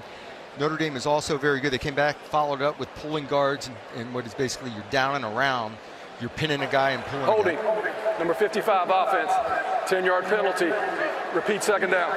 Men didn't know how to make a choice. They decided to push it back. Jared Patterson, the center, guilty of the infraction there. You talk about the multiple ways they block, zone blocking and man blocking. Do you see as much man blocking as you used to in college football? Really not. You know, there's a little more of the pin and pull and come around, and the guys are moving for here, but it's the zone man blocking, yes. Book looking to throw it here and just gets rid of it. He's in the pocket. Is there a receiver over there? Will he be ruled in the tackle box or not? My initial guess is that's intentional grounding, depending on where they determine the tackle box was. Hemmed in that pocket by the rush. There was no receiver on that side. It did get past the line of scrimmage. And now the flag is thrown. Intentional grounding. Number 12, offense. Loss of down, the spot of the foul. Third down. So Reichenberg, 74 was. A couple of steps to the left. That's right at that hairy edge of is it in the tackle box. Now, Terry McCauley, you're a referee. You spent your life back there looking at that. What do you do to determine the landmarks for it in the tackle box or not? You generally try to figure out, Mike, how far he's moved, because we don't have lines or anything like that. It's generally a general idea you have before the snap, and you don't know exactly, but when he's right on the edge like that, you usually give him the benefit of the doubt. Looked like he was going to take off. Flips it instead to Cole Kmet, and the tight end keeps going. Strength in numbers there. On third and about 22, took it very close to the first down. He's going to be shy of it at the 44-yard line. It's being a basketball player. Draw the defender's tee, move, draw the defender tee, and then flip it over his head. Kmet, what an addition, getting back, getting healthy. Timeout. Injured Virginia player, number 1. So Nick Graham is deemed injured, and he's jogging off to the sideline. Initially, he's covered, right? Gam's underneath it, but then when Book started up, Gam comes forward, dump it over his head, and make a play. Carries him forward, and you see why the officials blew the play for Grant. He went down there right away. It looked like he was timeout. In pain. Virginia. Now Virginia's going to choose to use a timeout of the half to maintain some clock here with 4:54 to go. 30-second timeout. But you're right about having Kmet back so strong. We had a chance to visit with him. He's a terrific baseball player. Good enough that many think he'll get drafted in baseball. So you usually like to ask a guy, and he has pitched for the Irish during his first couple of years, and is like a nasty, big, tall lefty, starter and reliever. He likes his slider down and in. Does he? He loves his slider. That's his go-to. That's his out pitch. And a hitter, too. He got some pop in that bat. He had 443, 12 homers, 46 RBIs, and 18 doubles in high school his last season, Chris. Don't look at the score, though. Well, yeah, forget the score there for a minute. Notre Dame's baseball program working around. But Chris, multi-sport athlete. I love when we asked him where his heart was. He said it depends on the season. Well, yeah, he answered that very politically correct for sure. But he adds another element to the offense that we saw last week. It's just not only with the run game, but as we talked about yesterday, guys, what do you do as a defense with Claypool and Kmet on the field at the same time? When one's hot, okay, you double that guy, but then there's the other guy with a favorable matchup. And that's the beauty of having two guys like that taking advantage of it. There's a tremendous tight end tradition, as you know, whether it's recently Fasano, Carlson, Kyle Rudolph, who still comes back and works with the guys. So is Tyler Eifert. Matter of fact, Kmet talked about his connection with Rudolph and Eifert. And it was Brian Kelly who said that it's a great combination of those two guys at the end, Doug, that he sees in Cole Kmet. He's got the speed to get downfield and up the seams, and then the strength. He's brought another dimension, no doubt about it. He can balance the field. As Chris said, you put Claypool on one side, Kmet on the other, you can't double everybody. Two-score game, one big play gives Virginia a shot. Perkins' first down pass is caught. Moved it down effectively on the last drive. Let's start with Joe Reed for 11 here. For Reed, it's catch 9 on the game. Both he and Dubois have 9 receptions. 4.5, one timeout. Virginia's got to go. Only 4.5, but Bryce Perkins scares me.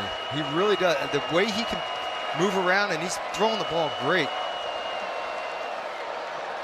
some underneath stuff to move down the field. He's flushed here. Perkins looking to take off. Nice block by his tight end Cowley to save a hit and save some time as Perkins got out of bounds. He's just under control. I know he's put the ball on the ground a couple times in strip sacks, but Bryce Perkins moving in the pocket. He had a 2-point conversion against Florida State where he dances into the end zone just kind of casually. He is under control out on that field, and today he's been very impressive throwing the football. 42 pass attempts for Perkins on the day. The Irish hinting at pressure. They back out, drop 7 in coverage. Perkins slings it in there, and Kyle Hamilton, the freshman, comes up with his second interception. This kid is the all-time nose for the ball guy. He did it almost every day during summer camp. On his very first snap in Notre Dame Stadium, he had a pick 6 against New Mexico. Unbelievable awareness. He's up in here. He's going to drop out. He's going to drop out, and he's looking for work. He sees it to the middle of the field, reacts to the eyes of the quarterback and the throw, and breaks on it. He has a knack for the football. He sees the field. His initial drop was weak side. He had no work weak side, no receiver in his area. He looked back to the field and found it. It is a 5-turnover, 8-sack performance from Clark Lee's defense here this afternoon. Notre Dame has scored 4 touchdowns so far off those Virginia turnovers. So if they score here, they'll make it 5 for 5. Michael Young will come around on the jet and get a couple of yards. 6'4" freshman safety, and Kyle Hamilton, every time they put a little more on his plate, he eats it up.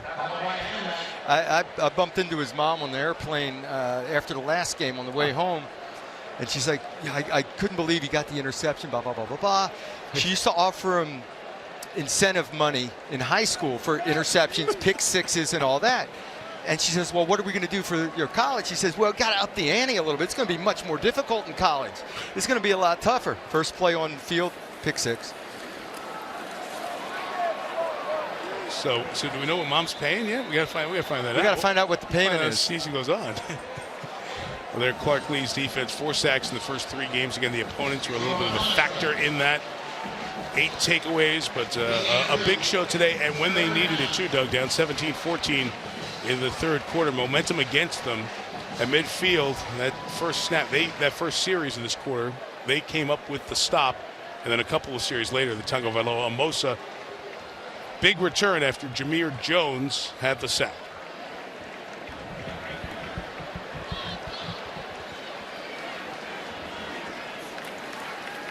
Third and 6, and the run for Jones with a first down. Big day for Tony Jones Jr. At 17 to the total, 132 for the game.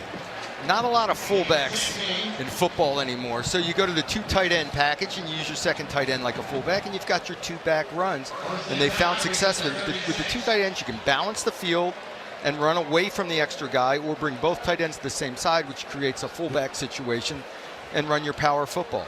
And 132, also a career high for Jones.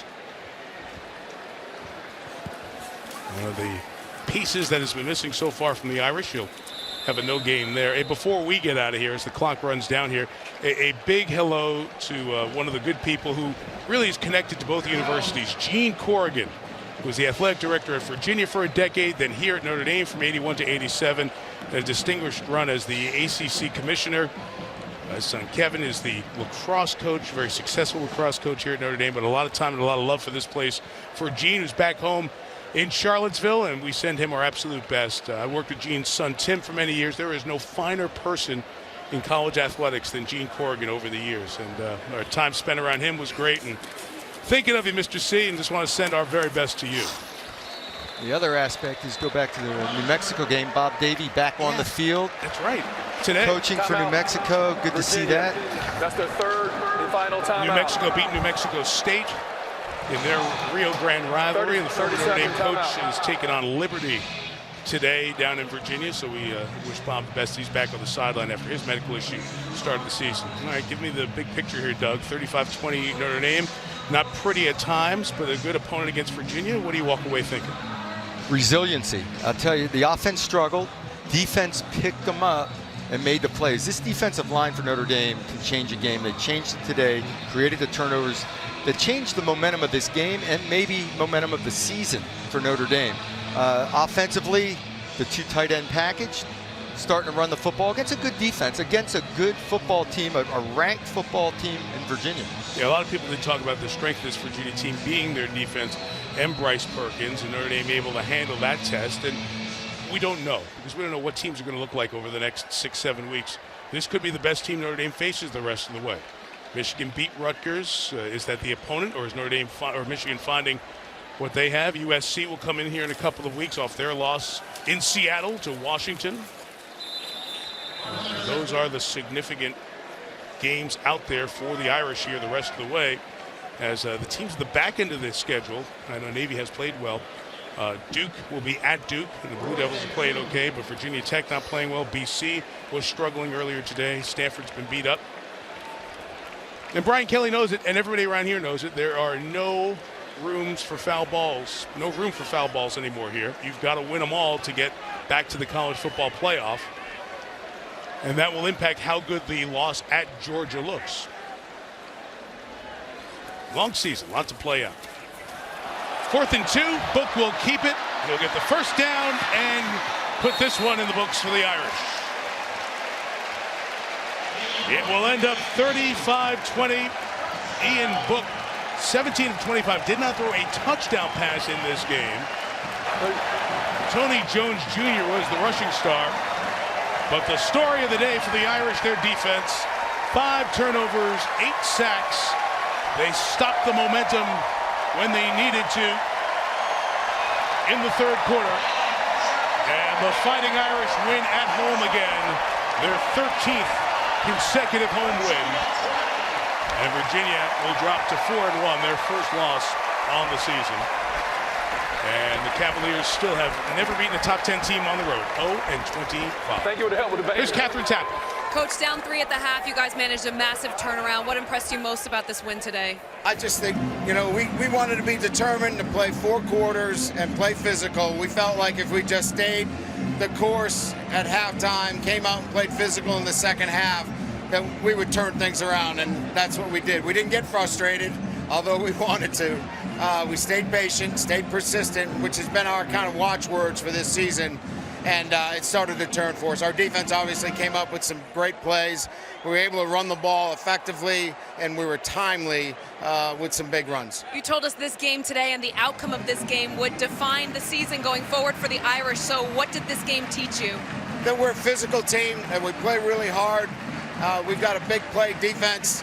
And then we're still evolving on offense. We left a lot of plays out here that we've got to get better on offense to match what our defense is doing. If we can make some plays offensively that our defense are making, this can be a special group. Coach, thank you very much. Thank you. Mike? All right, Catherine, thank you. We'll see you Wednesday night for the start of hockey season, Catherine, on NBCSN. You can see Brian Kelly's full press conference right now at NBCSports.com. Actually, not now, it's when it starts. See you next Saturday, Notre Dame Bowling Green. 3:30 Eastern right here on your NBC station. Saturday Night Live, season premiere coming up in a few hours. Woody Harrelson and Billie Eilish. That is live, coast to coast. For our entire Notre Dame on NBC team with our producer Rob Hyland, director Pierre Musa, Mike Tirico, Doug Flutie, Liam McHugh, Chris Sims, Terry McCauley, Catherine Tappan. Good night from South Bend.